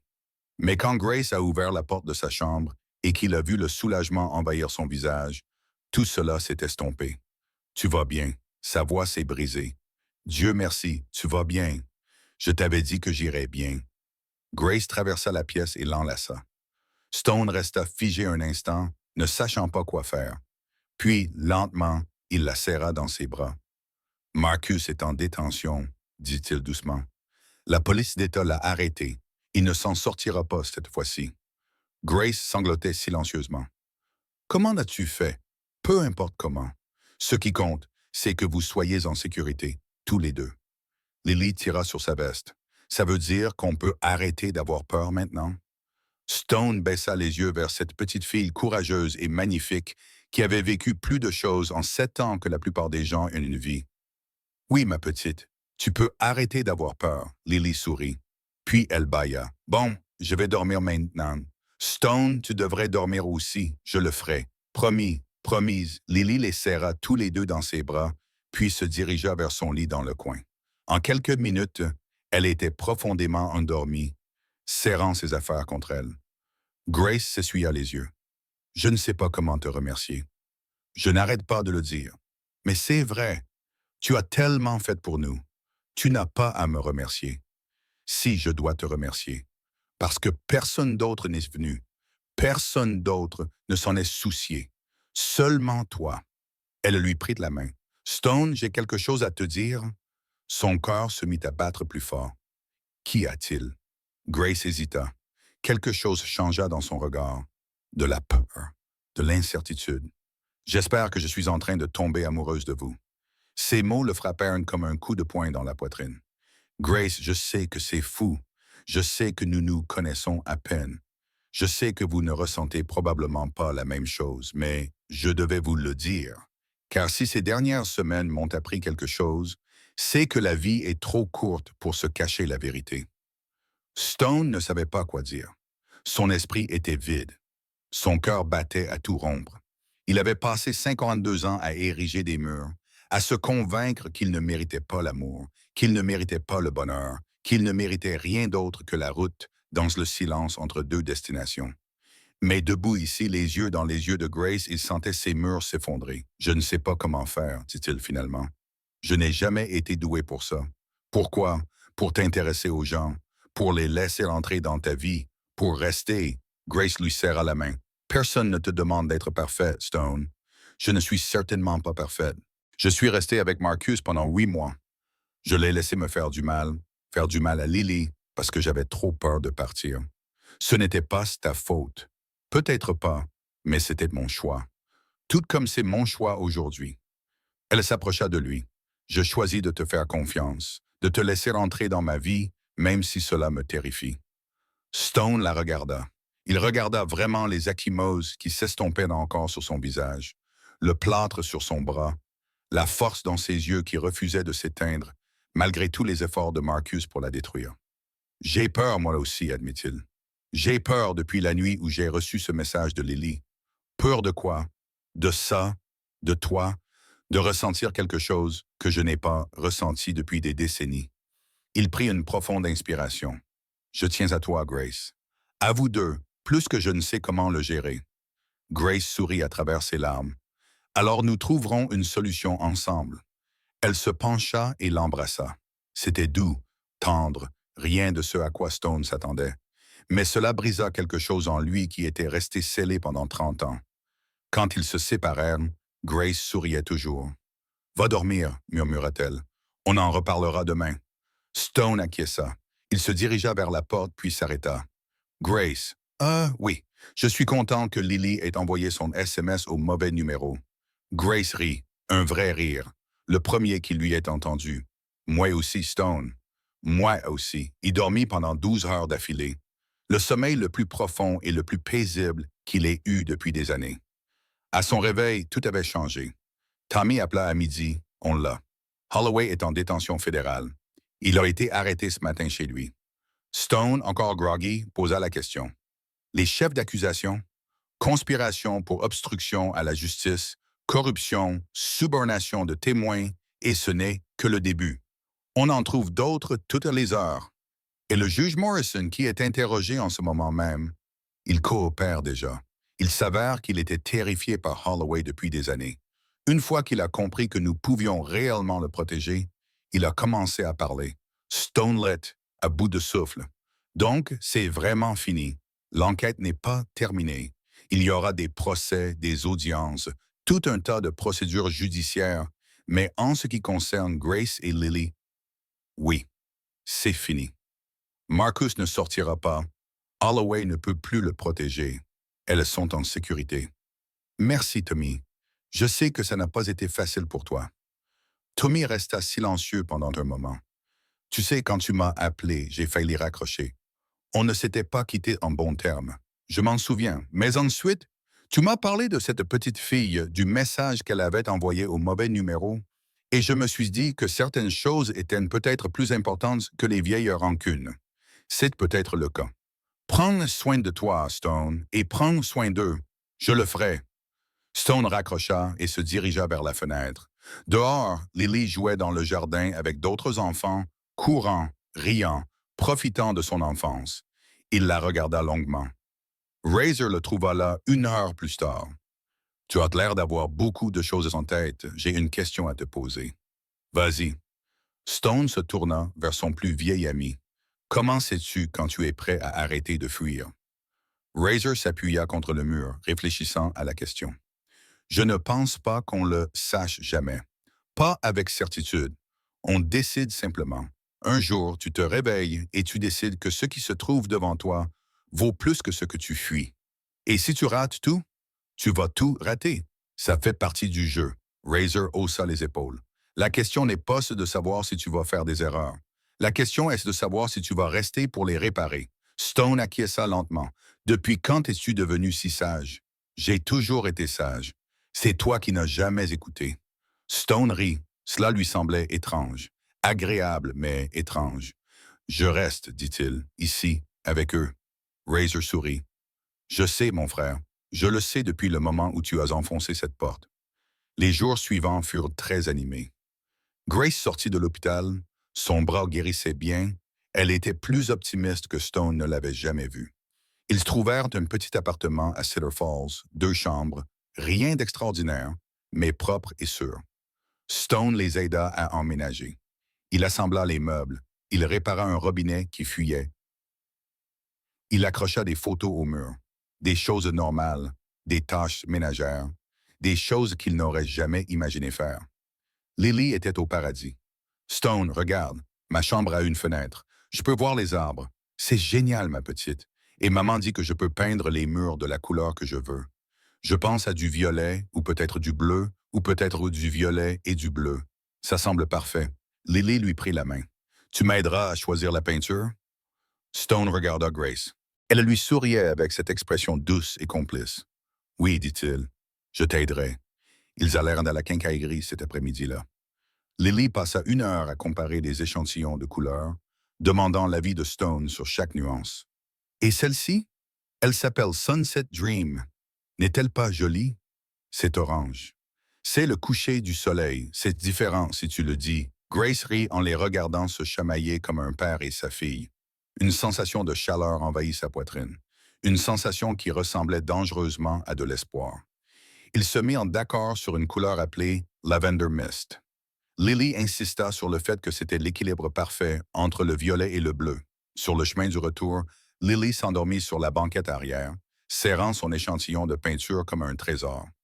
Grace se pencha et prit la main de Stone. « Merci pour quoi? Pour ça? Pour être là? Pour être toi? » Stone lui jeta un coup d'œil. « Je ne fais rien de spécial. Si tu fais quelque chose, tu restes. Pour nous. » Grace lui serra la main. C'est tout ce qui compte. Ils roulèrent dans un silence confortable, la radio jouant doucement, Lily ronflant à l'arrière. Cela ressemblait à un nouveau départ. 3 semaines plus tard, La date du procès fut fixée. Marcus Dean serait accusé d'agression, de violence domestique, de mise en danger d'enfants et de menaces avec une arme à feu. Le procureur était convaincu que leur dossier était solide. Stone conduisit Grace à l'audience préliminaire. Elle était nerveuse. Ses mains tremblaient alors qu'ils entraient dans le palais de justice. Et s'ils ne me croient pas? Et s'ils pensent que j'invente tout? Ils ne le feront pas. Les preuves sont solides. Les rapports médicaux, les témoignages de la police, tout ce que Tommy a rassemblé. Marcus n'a aucun argument valable, mais il sera là, dans cette salle, à me regarder. Stone s'arrêta de marcher. Il fit pivoter Grace pour qu'elle lui fasse face. Écoute-moi, tu es la femme la plus courageuse que j'ai jamais connue. Tu as survécu à 8 mois d'enfer. Tu as protégé ta fille. Tu as demandé de l'aide alors que la plupart des gens auraient été abandonnés. Rien de ce que Marcus dira ou fera dans cette salle d'audience ne pourra t'enlever cela. Les yeux de Grace se remplirent de larmes. Et si je me figeais, et si je n'y arrivais pas, alors je serais là, au premier rang, et chaque fois que tu auras peur, tu me regarderas. Tu te souviendras qui tu es. Tu te souviendras ce que tu as survécu. Grace acquiesça et prit une profonde inspiration. D'accord, je peux te le faire. Je sais que tu peux te le faire. L'audience fut brutale. Le nouvel avocat de Marcus, un homme élégant vêtu d'un costume coûteux, utilisa toutes les ruses possibles. Il remit en question la crédibilité de Grace. Il insinua qu'elle exagérait. Il suggéra que sa relation avec Stone prouvait qu'elle avait été infidèle, que Marcus n'était qu'un homme jaloux poussé à bout. Stone observait depuis le premier rang, les poings serrés. Grace a gardé son sang-froid. Chaque fois qu'elle vacillait, elle regardait Stone et puisait de la force dans son regard assuré. Lorsque le procureur a montré des photos de ses blessures, son bras cassé, ses ecchymoses, ses dossiers médicaux, l'avocat de la défense a tenté de faire objection. Le juge l'a rejeté. Lorsque le témoignage enregistré de Lily a été diffusé, sa petite voix décrivant ce qu'elle avait vu, ce qu'elle avait entendu, à quel point elle avait eu peur. La salle d'audience est devenue silencieuse. Marcus regardait droit devant lui, le visage impassible. À la fin, le juge a annoncé que l'affaire serait jugée. Pas de négociation de peine, pas de réduction des charges. Marcus a été emmené menotté. Il n'a pas regardé Grace. Il n'a regardé personne. À l'extérieur du tribunal, Grace s'est effondrée. Stone l'a rattrapée. Il l'a serrée dans ses bras pendant qu'elle sanglotait. J'ai réussi. J'ai vraiment réussi. Tu as réussi. Il va aller en prison, n'est-ce pas? Pour longtemps. Grace s'écarta, s'essuyant les yeux. Je veux voir Lily. J'ai besoin de la voir tout de suite. Ils se rendirent en voiture au refuge où Beth gardait Lily. Dès qu'ils entrèrent, Lily courut vers sa mère. Maman, comment ça s'est passé? Le juge t'a cru? Grace s'agenouilla et serra sa fille dans ses bras. Il m'a cru, ma chérie. Tout va bien se passer. Marcus va-t-il aller en prison? Oui, pour très longtemps. Lily regarda Stone par-dessus l'épaule de sa mère. Tu as aidé, n'est-ce pas? Stone sourit. C'est ta maman qui a fait tout le travail. Je n'ai fait que conduire. Non, non, tu es modeste. Lily se dégagea de Grace et s'approcha de Stone. Beth dit que la modestie, c'est de faire semblant de ne pas être aussi génial qu'on l'est vraiment. Beth parle trop. Elle dit que tu parles trop peu. Stone rit. Elle a probablement raison. Lily serra sa jambe dans ses bras. Merci, Stone, d'avoir protégé maman. De m'avoir protégé. Stone eut la gorge serrée. Il posa une main sur sa tête. Toujours, petite, toujours. Ce soir-là, ils ont fait la fête. Rien d'extraordinaire. Une pizza et une glace dans le nouvel appartement de Grace. Mais pour Stone, c'était le repas le plus somptueux de sa vie. Lily parlait sans arrêt de l'école, de ses nouveaux amis, du projet de peinture qu'elle avait commencé en cours d'art plastique. Grace les regardait tous les deux avec une joie tranquille. Après que Lily se soit endormie sur le canapé, Stone et Grace se sont assis sur le petit balcon pour regarder les étoiles. J'ai réfléchi, a dit Grace. À quoi? À ce qui va se passer pour nous ensuite. Stone resta silencieux pendant un moment. Que veux-tu qu'il se passe ensuite? Je veux guérir. Je veux construire une vie ici pour moi et Lily. Je veux me réveiller chaque matin sans avoir peur. Elle se tourna vers lui pour le regarder. Et je veux que tu en fasses partie si tu le souhaites. Stone pensa à son garage chez lui, à sa maison vide, à la vie qu'il avait menée pendant 52 ans. Puis il pensa au rire de Lily, au sourire de Grace, au sentiment d'être utile, d'être désiré pour la première fois depuis des décennies. Je le veux, dit-il, plus que je n'ai jamais rien voulu. Grace lui prit la main. Alors reste. Combien de temps? Aussi longtemps que possible. Stone regarda cette femme qui avait traversé l'enfer et en était sortie. Cette femme qui lui faisait confiance malgré tout ce qu'elle avait appris sur les hommes. Je ne suis pas doué pour ça, prévint-il. Je ferai des erreurs. Je te rendrai probablement folle. J'en suis sûr. Il l'embrassa plus longuement cette fois, plus profondément. Lorsqu'ils se séparèrent, Grace riait. Quoi? Je viens de comprendre quelque chose. Cette nuit-là, lorsque Lily a envoyé ce message, elle essayait d'appeler la ligne d'assistance de l'Église. Le numéro qu'elle devait composer était le 547. Elle a tapé 551. Stone la regarda fixement. Elle avait inversé deux chiffres. Deux chiffres. C'est tout ce qu'il fallait pour envoyer le message à toi au lieu de la ligne d'assistance. Grace secoua la tête émerveillée. Si elle avait tapé le bon numéro, quelqu'un aurait prévenu la police. Peut-être les services sociaux. Ils auraient pu aider, ou peut-être pas, mais elle s'est trompée et elle t'a trouvé. Qu'est-ce que tu veux dire? Je veux dire que ce n'était peut-être pas une erreur. Peut-être était-ce exactement la bonne chose à faire. Grace lui serra la main. Peut-être que certaines choses sont écrites. Stone pensa à sa mère, aux prières qu'il avait faites chaque soir quand il était enfant, suppliant quelqu'un de les sauver. Peut-être que ces prières avaient finalement été exaucées. Pas pour lui, mais pour quelqu'un d'autre. Quelqu'un qui avait besoin de lui. Peut-être que cela suffisait. Oui, dit-il doucement. Peut-être que oui. Le procès eut lieu 6 semaines plus tard. Stone s'assit au premier rang tous les jours. Il regarda l'avocat de Marcus essayer de faire passer des mensonges pour la vérité. Il regarda le procureur démanteler ses mensonges pièce par pièce. Il regarda Grace prendre la parole et raconter son histoire avec un courage qui fit pleurer le jury. Le 4e jour, Lily fut appelée à témoigner. Stone s'y opposa. Il dit que c'était trop demandé à une enfant de 7 ans, mais Lily insista. « Je veux leur dire ce qui s'est passé. Je veux qu'ils connaissent la vérité. » Stone s'assit donc au premier rang et regarda cette fille courageuse et indestructible, affronter l'agresseur de sa mère. Marcus ne la regardait pas, il gardait les yeux fixés sur la table. « Peux-tu raconter à la cour ce dont tu te souviens de cette nuit-là? » demanda gentiment le procureur. Lily acquiesça. « J'étais caché dans mon placard. Maman était par terre. Elle ne bougeait pas. Pourquoi te cachais-tu? » Parce que Marcus criait. Il criait toujours quand il était en colère. Mais cette nuit-là, c'était pire. Il a frappé maman, elle est tombée et j'ai entendu quelque chose se casser. Qu'as-tu fait ensuite? J'ai trouvé le téléphone secret de maman et j'ai envoyé un SMS pour demander de l'aide. À qui as-tu envoyé ce SMS? Lily regarda Stone droit dans les yeux. Son regard était fixe. J'ai envoyé un SMS à un ange et il est venu. La salle d'audience murmura. Le procureur sourit. Pas d'autres questions. Lorsque le verdict de culpabilité pour tous les chefs d'accusation fut rendu, Grace s'effondra dans les bras de Stone. Marcus fut condamné à 18 ans de prison, sans possibilité de libération conditionnelle anticipée. Le procès du shérif Holloway était toujours en cours, mais Tommy leur assura qu'il était sans appel. Au moins 10 ans de prison fédérale. C'était fini. Vraiment, vraiment terminé. À l'extérieur du palais de justice, Lily saisit la main de Stone. « Stone? Oui, petite. Ça veut dire qu'on peut te garder maintenant? » Stone regarda Grace. Elle souriait à travers ses larmes et acquiesçait. Il s'agenouilla pour se mettre à la hauteur de Lily. « Comment ça, me garder? Je veux dire, tu vas rester avec nous pour toujours. » Stone repensa à toutes ces années passées seul, à toutes les routes qu'il avait parcourues, à tous les endroits où il avait fui.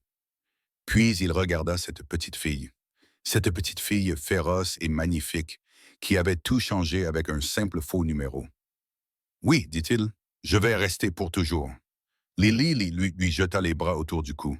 « Je le savais, je savais que tu étais notre ange. » Stone la serra fort dans ses bras. Peut-être n'était-il pas un ange. Peut-être était-il simplement un homme brisé à qui on avait donné une seconde chance. Or, mais en regardant le visage de Grace, en voyant l'amour et l'espoir briller dans ses yeux, il décida que cela lui suffisait. Plus que suffisant.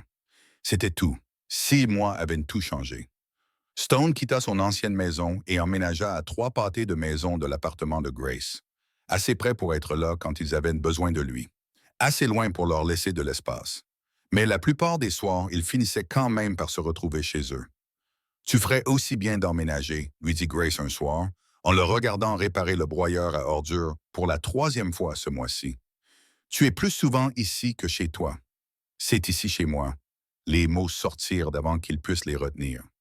Grace leva les yeux, surprise, puis elle sourit. Oui, dit-elle doucement. Je suppose que c'est vrai. Lily avait son propre avis sur la question. Fiston, quand vas-tu épouser maman? Stone faillit s'étouffer avec son café. Quoi? Mary Beth, à l'école, dit que quand un homme aime une femme, il est censé l'épouser. Tu aimes maman, n'est-ce pas? Lily, c'est une question simple, oui ou non? Stone regarda Grace pour qu'elle lui vienne en aide. Elle cachait son sourire derrière sa main. Merci pour ton soutien. Débrouille-toi tout seul, cowboy. Stone se tourna vers Lily, ses yeux sérieux, cette expression sans concession. Cet enfant allait être une force de la nature quand elle serait grande. Oui, dit-il, j'aime ta maman. Lily rayonna. Alors tu devrais l'épouser. Ce n'est évidemment pas aussi simple. Pourquoi pas? Stone ouvrit la bouche, la referma, puis l'ouvrit à nouveau. Je ne sais pas. Lily leva les yeux au ciel. Les adultes compliquent tout. Elle attrapa son sac à dos et se dirigea vers la porte. Je vais à l'école. Réfléchis à ce que je t'ai dit. La porte claqua derrière elle. Grace éclata de rire. Ne dis rien, l'avertit Stone. Je n'allais rien dire. Tu le pensais. Je pensais que ma fille de 7 ans venait de donner des conseils relationnels à un moteur de 52 ans. Grace s'approcha et l'embrassa sur la joue. Et elle n'avait pas tort. Stone la regarda se diriger vers la cuisine, observa sa démarche, légère et assurée, si différente de la femme brisée qu'il avait trouvée sur le sol. Elle n'avait pas tort. Lily n'avait pas tort du tout. Ce week-end-là, Stone retourna dans sa ville natale. Il avait des affaires à régler, des affaires qu'il repoussait depuis 30 ans. Le cimetière était calme, paisible, rien à voir avec le chaos de ses souvenirs. Il trouva la tombe de sa mère dans le coin arrière, sous un vieux chêne. La pierre tombale était simple. Margaret Brennan, mère bien-aimée, Stone s'agenouilla dans l'herbe. « Salut, maman! » Ces mots lui semblaient étranges. Il ne lui avait pas parlé depuis le jour où il l'avait enterrée. Il ne s'était pas autorisé à venir lui rendre visite pour se souvenir, pour ressentir. « Je suis désolé d'être resté si longtemps loin de toi. J'étais en colère contre papa, contre le monde, contre moi-même, parce que je n'avais pas pu te sauver. » Il sortit une petite photo de sa poche. Grace et Lily, prises la semaine dernière au parc. Lily riait, Grace souriait, et Stone était à l'arrière-plan, les regardant avec une expression qu'il reconnaissait à peine. Le bonheur. J'ai rencontré quelqu'un, maman. 2 personnes, en fait. Une femme nommée Grace et sa petite-fille Lily.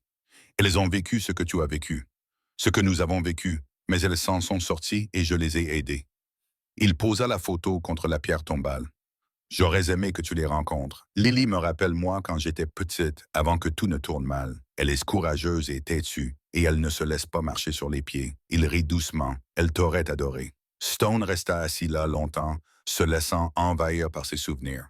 Les bons et les mauvais, l'amour et la douleur. Je ne fuis plus, maman. Pour la première fois de ma vie, je reste. Je construis quelque chose et je n'ai pas peur. Il fit une pause. Bon, j'ai un peu peur, mais je le fais quand même. Il se leva, époussetant ses genoux. Je reviendrai. Je te le promets. Et la prochaine fois, je les amènerai avec moi. Je pense que ça te plairait. Il embrassa ses doigts et les posa sur la pierre tombale. Je t'aime, maman, pour toujours. Puis, il retourna à sa moto et rentra chez lui, sa vraie maison. Le clubhouse des Hells Angels organisa une fête ce soir-là, sans raison particulière, juste parce que Razor avait décidé qu'ils en avaient besoin. Stone amena Grace et Lily. C'était la première fois qu'il côtoyait tous les membres du club. Stone était nerveux, même s'il ne l'aurait jamais admis. Ces hommes étaient ses frères, mais ils étaient aussi brutaux, bruyants et intimidants. Il ne savait pas comment Grace allait réagir. Il n'aurait pas dû s'inquiéter. En moins de 10 minutes, Lily avait conquis 3 des moteurs les plus coriaces. Stone, elle arriva en courant, suivie d'un moteur imposant nommé Bull. Bull dit qu'il va m'apprendre à jouer au poker. Tu as 7 ans. Tu ne joues pas là au poker. Maintenant, Bull haussa les épaules, impuissant. Désolé, petite dame. C'est Stone le patron. Stone n'est pas le patron. C'est maman le patron. Bull rit si fort qu'il faillit tomber. Elle t'a eu là, mon frère. Grace apparut aux côtés de Stone, observant Lily Charmer la pièce. Elle n'a jamais été comme ça auparavant. Si ouverte, si heureuse. Les enfants sont résilients. Ce n'est pas seulement de la résilience, c'est toi. Grace glissa sa main dans la sienne. Tu la rassures. Tu nous rassures toutes les deux. Stone ne savait pas quoi dire, alors il se contenta de serrer sa main plus fort. Razor se leva sur une table et fit tenter sa bouteille de bière avec une fourchette. Bon, écoutez tous, j'ai une annonce à faire. La salle se tute. La plupart d'entre vous connaissent une Stone. Vous avez roulé avec lui. Vous vous êtes battu avec lui. Vous avez probablement voulu le tuer à un moment donné. Des rires parcoururent la foule. Mais ce que vous ne savez peut-être pas, c'est que notre frère ici présent s'est adouci. Encore des rires. Stone sentit son visage s'échauffer. Il y a 6 mois, il a répondu à un mauvais numéro. Une petite fille qui demandait de l'aide. Et au lieu de faire ce que toute personne censée aurait fait, raccrocher et s'occuper de ses affaires, il a enfourché sa moto et s'est lancé dans une tempête. Les rires s'éteignirent. L'atmosphère devint sérieuse. Il a sauvé une mère et sa fille d'un monstre. Il s'est attaqué à un shérif corrompu, à un système défaillant et à tous ceux qui lui disaient de laisser tomber. Et il a gagné. Razor leva sa bouteille. Alors, levons notre verre à Stone, l'homme qui a prouvé que même les plus mauvais d'entre nous peuvent être les meilleurs. La salle éclata en acclamations. Les bouteilles se levèrent. On se tapait dans le dos. Stone resta là, submergé par l'émotion. Puis la voix de Lily coupa le bruit. Discours, discours, discours. Le chant reprit. Stone lança un regard noir à Razor. Je vais te tuer pour ça, Razor sourit. Monte là-haut, mon frère. Stone grimpa à contre-cœur sur la table. La salle se tute. Je ne suis pas doué pour les discours. Vous le savez tous. Des murmures d'approbation. Mais je vais vous dire ceci. Il y a 6 mois, j'étais seul. J'avais été seul toute ma vie. Je pensais que c'était ce que je méritais, ce à quoi j'étais destiné. Il regarda Grace, puis Lily. J'avais tort. Complètement faux. Parfois, les choses que nous pensons ne pas mériter sont exactement celles dont nous avons besoin. Et parfois, il suffit d'un seul mauvais numéro pour tout changer. Il leva sa bouteille à la famille, celle dans laquelle nous sommes nés et celle que nous choisissons. La salle explosa de joie. Lorsque Stone descendit, Lily l'attendait. C'était un bon discours. Tu trouves? J'aurais aimé que tu me mentionnes davantage, mais c'était bien. Stone rit et la souleva dans ses bras, notant mentalement pour la prochaine fois. Il y aura une prochaine fois. Avec toi, il y a toujours une prochaine fois. 2 semaines plus tard, Stone fit quelque chose qu'il n'aurait jamais pensé faire. Il se rendit dans une bijouterie. La femme derrière le comptoir le regarda comme s'il était entré par erreur. Des tatouages en cuir. Pas exactement le client type. Je peux vous aider à acheter votre téléphone. J'ai besoin d'une bague. Quel genre de bague? Stone fixa la vitrine. Des dizaines de bagues. Toutes scintillantes. Toutes chères. Toutes complètement écrasantes. Je ne sais pas. Quelque chose qui convienne. L'expression de la femme s'adoucit. Pour quelqu'un de spécial. La plus spéciale. Elle sourit. Parlez-moi d'elle. C'est ce que fit Stone. Il lui parla de Grace, de sa force, de son courage, de son sourire, de sa façon de rire, de la façon dont elle le regardait comme s'il avait de la valeur. Quand il eut fini, la femme s'essuyait les yeux. Je sais exactement ce qu'il vous faut.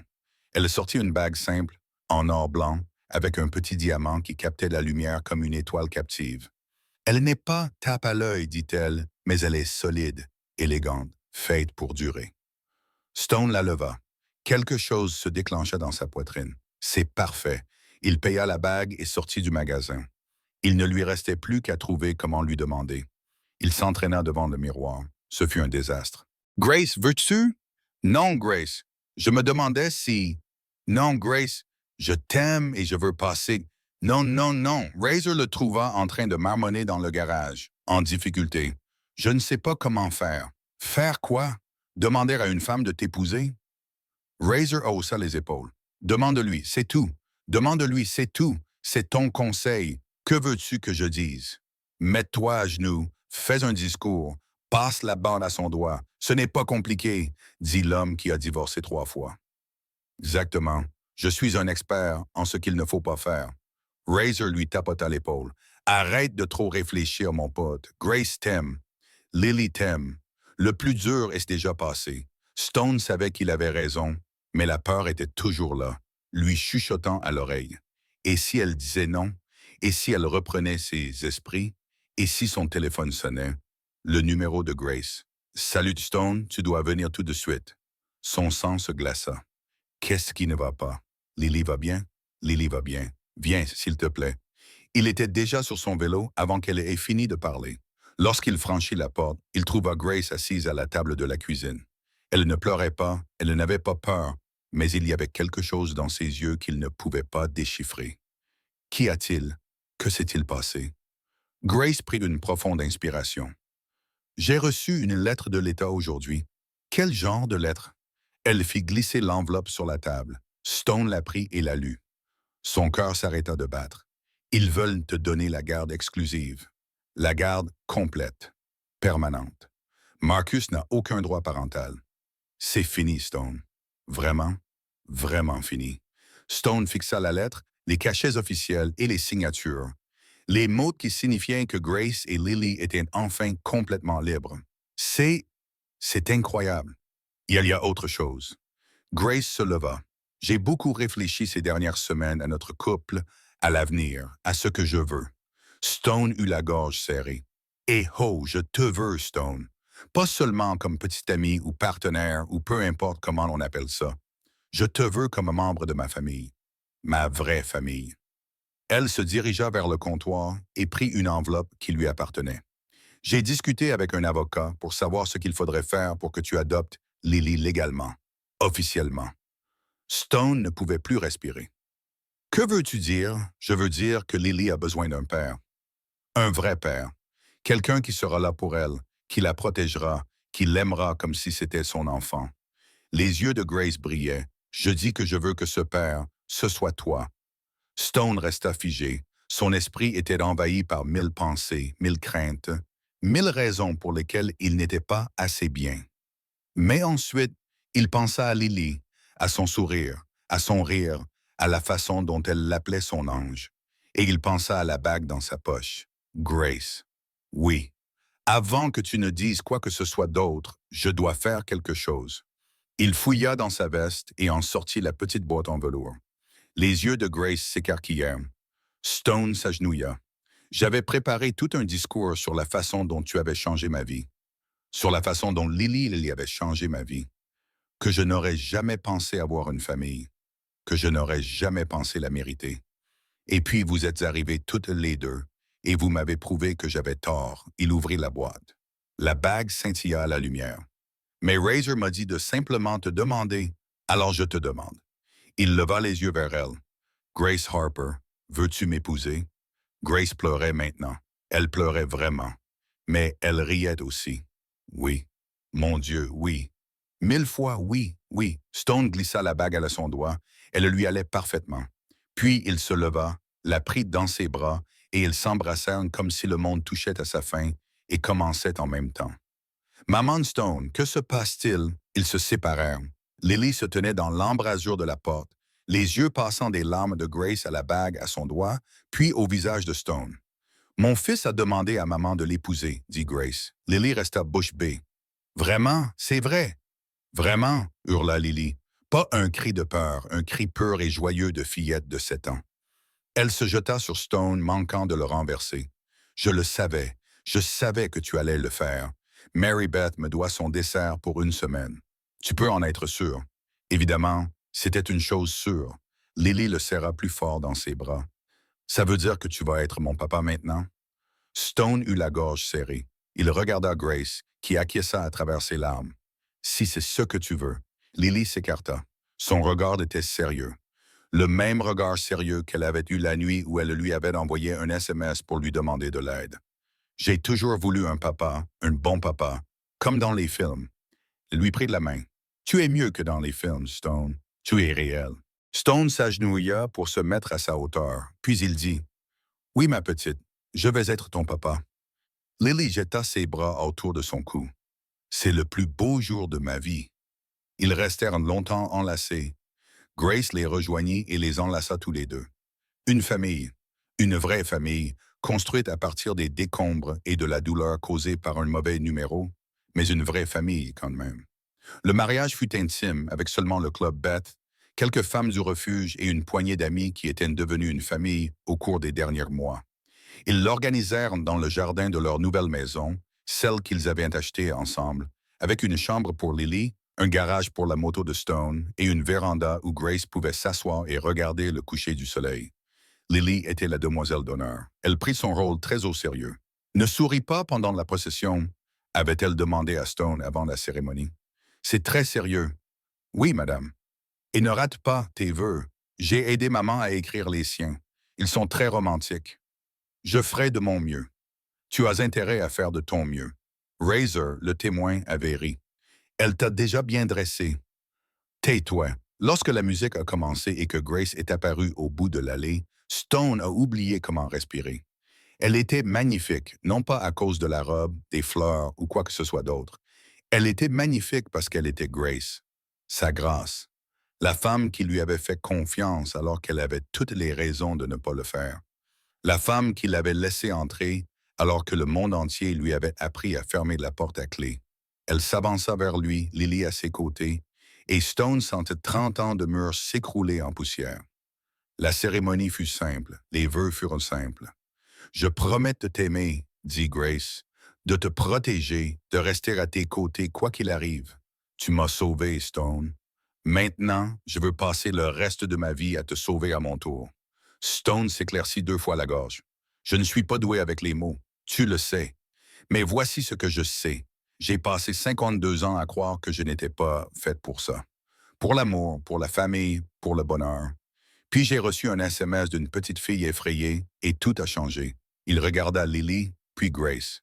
Tu ne m'as pas seulement donné une famille, tu m'as donné une raison d'être meilleur, d'être l'homme que j'avais trop peur de devenir. Je promets d'honorer ce cadeau chaque jour. Je promets d'être là quoi qu'il arrive. Je promets de ne jamais cesser de me battre pour toi, pour Lily, pour nous. Il lui prit la main. Je ne vais nulle part, Greg. Jamais. C'est ici que je suis Skismoin. Le pasteur les déclara mari et femme. Stone embrassa sa femme. Lily applaudit si fort que les voisins l'entendirent probablement. Et quelque part, peut-être, la mère de Stone sourit. Les papiers d'adoption furent signés 3 mois plus tard. Stone, Grace et Lily étaient assis dans une salle d'audience différente de celle-ci, tandis qu'un juge officialisait leur union. Monsieur Brennan, comprenez-vous qu'en adoptant cet enfant, vous assumez toutes les responsabilités et tous les privilèges liés à la parentalité? Oui. Et toi, Lily, comprends-tu ce que cela signifie? Que M. Brennan sera ton père légal. Lily acquiesça solennellement. Oui, votre honneur. J'ai attendu cela toute ma vie. La juge sourit. Alors, en vertu des pouvoirs qui me sont conférés, je déclare par la présente que Colt Stone Brennan est désormais le père légal de Lily Harper Brennan. Elle frappa son marteau. Lily se tourna vers Stone avec le plus grand sourire qu'il ait jamais vu. « Je peux t'appeler papa maintenant? » La voix de Stone se brisa. « Oui, ma petite, tu peux m'appeler papa. »« D'accord, papa. » Elle le dit comme si elle s'était entraînée, comme si elle avait attendu ce moment. Stone la serra dans ses bras et la tint fermement. Un père, il était père. Le petit garçon effrayé qui se cachait sous son lit en priant pour que quelqu'un le sauve était devenu le père de quelqu'un. Si ce n'était pas un miracle, Stone ne savait pas ce que c'était. 1 an plus tard, Stone était assis sous le porche de leur maison, regardant le coucher du soleil. Lily était à l'intérieur en train de faire ses devoirs. Grace préparait le dîner. Les bruits de la vie quotidienne flottaient à travers la fenêtre ouverte, des rires, le cliquetis de la vaisselle, la radio qui jouait doucement. Le téléphone de Stone vibra. Un SMS provenant d'un numéro inconnu. Son cœur s'arrêta de battre pendant un instant. De vieux instincts, de vieilles peurs. Puis il lut le message. « Salut. Tu ne sais pas que je vais sortir avec quelqu'un, mais j'ai entendu ton histoire. J'ai des ennuis et je ne sais pas qui d'autre appeler. Tu peux m'aider? » Stone fixa l'écran. Pendant un long moment, il ne bougea pas. Il ne respira pas. Puis il tapa sa réponse. « Raconte-moi tout. » La porte s'ouvrit derrière lui. Grace sortit sur le porche, s'essuyant les mains avec une serviette. « Qui était-ce? » Stone lui montra le message. Grace le lut et comprit. Un autre, on dirait bien. Grace s'assit à côté de lui. « Qu'est-ce que tu vas faire? » Stone réfléchit à la question. Il pensa à son ancienne vie, à la fuite, à la clandestinité, au vide. Il pensa à sa nouvelle vie, à sa famille, à l'amour, à son but. Ce que je fais toujours, dit-il, ce que j'ai toujours été destiné à faire. Il se pencha et l'embrassa. Je vais l'aider. Grace sourit. Je vais garder le dîner au chaud. Stone se rendit au garage. Lily apparut dans l'embrasure de la porte. Papa, où vas-tu? Il regarda sa fille. Sa fille. Un mot qu'il n'aurait jamais pensé utiliser. Un cadeau qu'il n'aurait jamais pensé recevoir. Quelqu'un a besoin d'aide, ma chérie. Je reviendrai bientôt. Le visage de Lily était sérieux. Fais attention, papa. Toujours. Promets-le-moi. Stone s'approcha et la serra fort dans ses bras. Promis. Il enfourcha sa moto et la démarra d'un coup de pied. Le moteur rugit de ce bruit familier qui l'avait porté sur des milliers de kilomètres au cours de 100 vies. Mais cette fois-ci, c'était différent. Cette fois-ci, il ne fuyait pas quelque chose. Il se dirigeait vers quelque chose. La route s'étendait devant lui, infinie et pleine de possibilités. Derrière lui se trouvait tout ce qu'il avait construit. Une femme qu'il aimait, une fille qu'il appelait papa, une famille qu'il n'aurait jamais cru possible. Devant lui se trouvait quelqu'un en difficulté. Quelqu'un qui avait tendu la main à un étranger, tout comme Lily l'avait fait une nuit sombre et orageuse. Stone ne connaissait pas son nom. Il ne connaissait pas son histoire. Il ne savait pas ce qui l'attendait au bout de cette route. Mais il était sûr d'une chose, il allait se présenter, car c'est ce que font les anges. Et peut-être, juste peut-être, était-ce ce qu'il avait toujours été. Pas un motard, pas un homme brisé, pas un solitaire avec trop de cicatrices. Un ange attendant le bon mauvais numéro pour le libérer. Stone ouvrit les gaz et s'enfonça dans la lumière déclinante. La route l'appelait et il répondait. Parce que certaines personnes sont nées pour courir. Certaines personnes sont nées pour se cacher. Mais certaines personnes, les rares, les courageuses, celles qui ont traversé l'enfer et en sont sorties, certaines personnes sont nées pour sauver. Stone était l'une d'entre elles. Il l'avait toujours été. Il ne le savait tout simplement pas encore. Jusqu'à ce qu'une petite fille compose le mauvais numéro et change tout à jamais.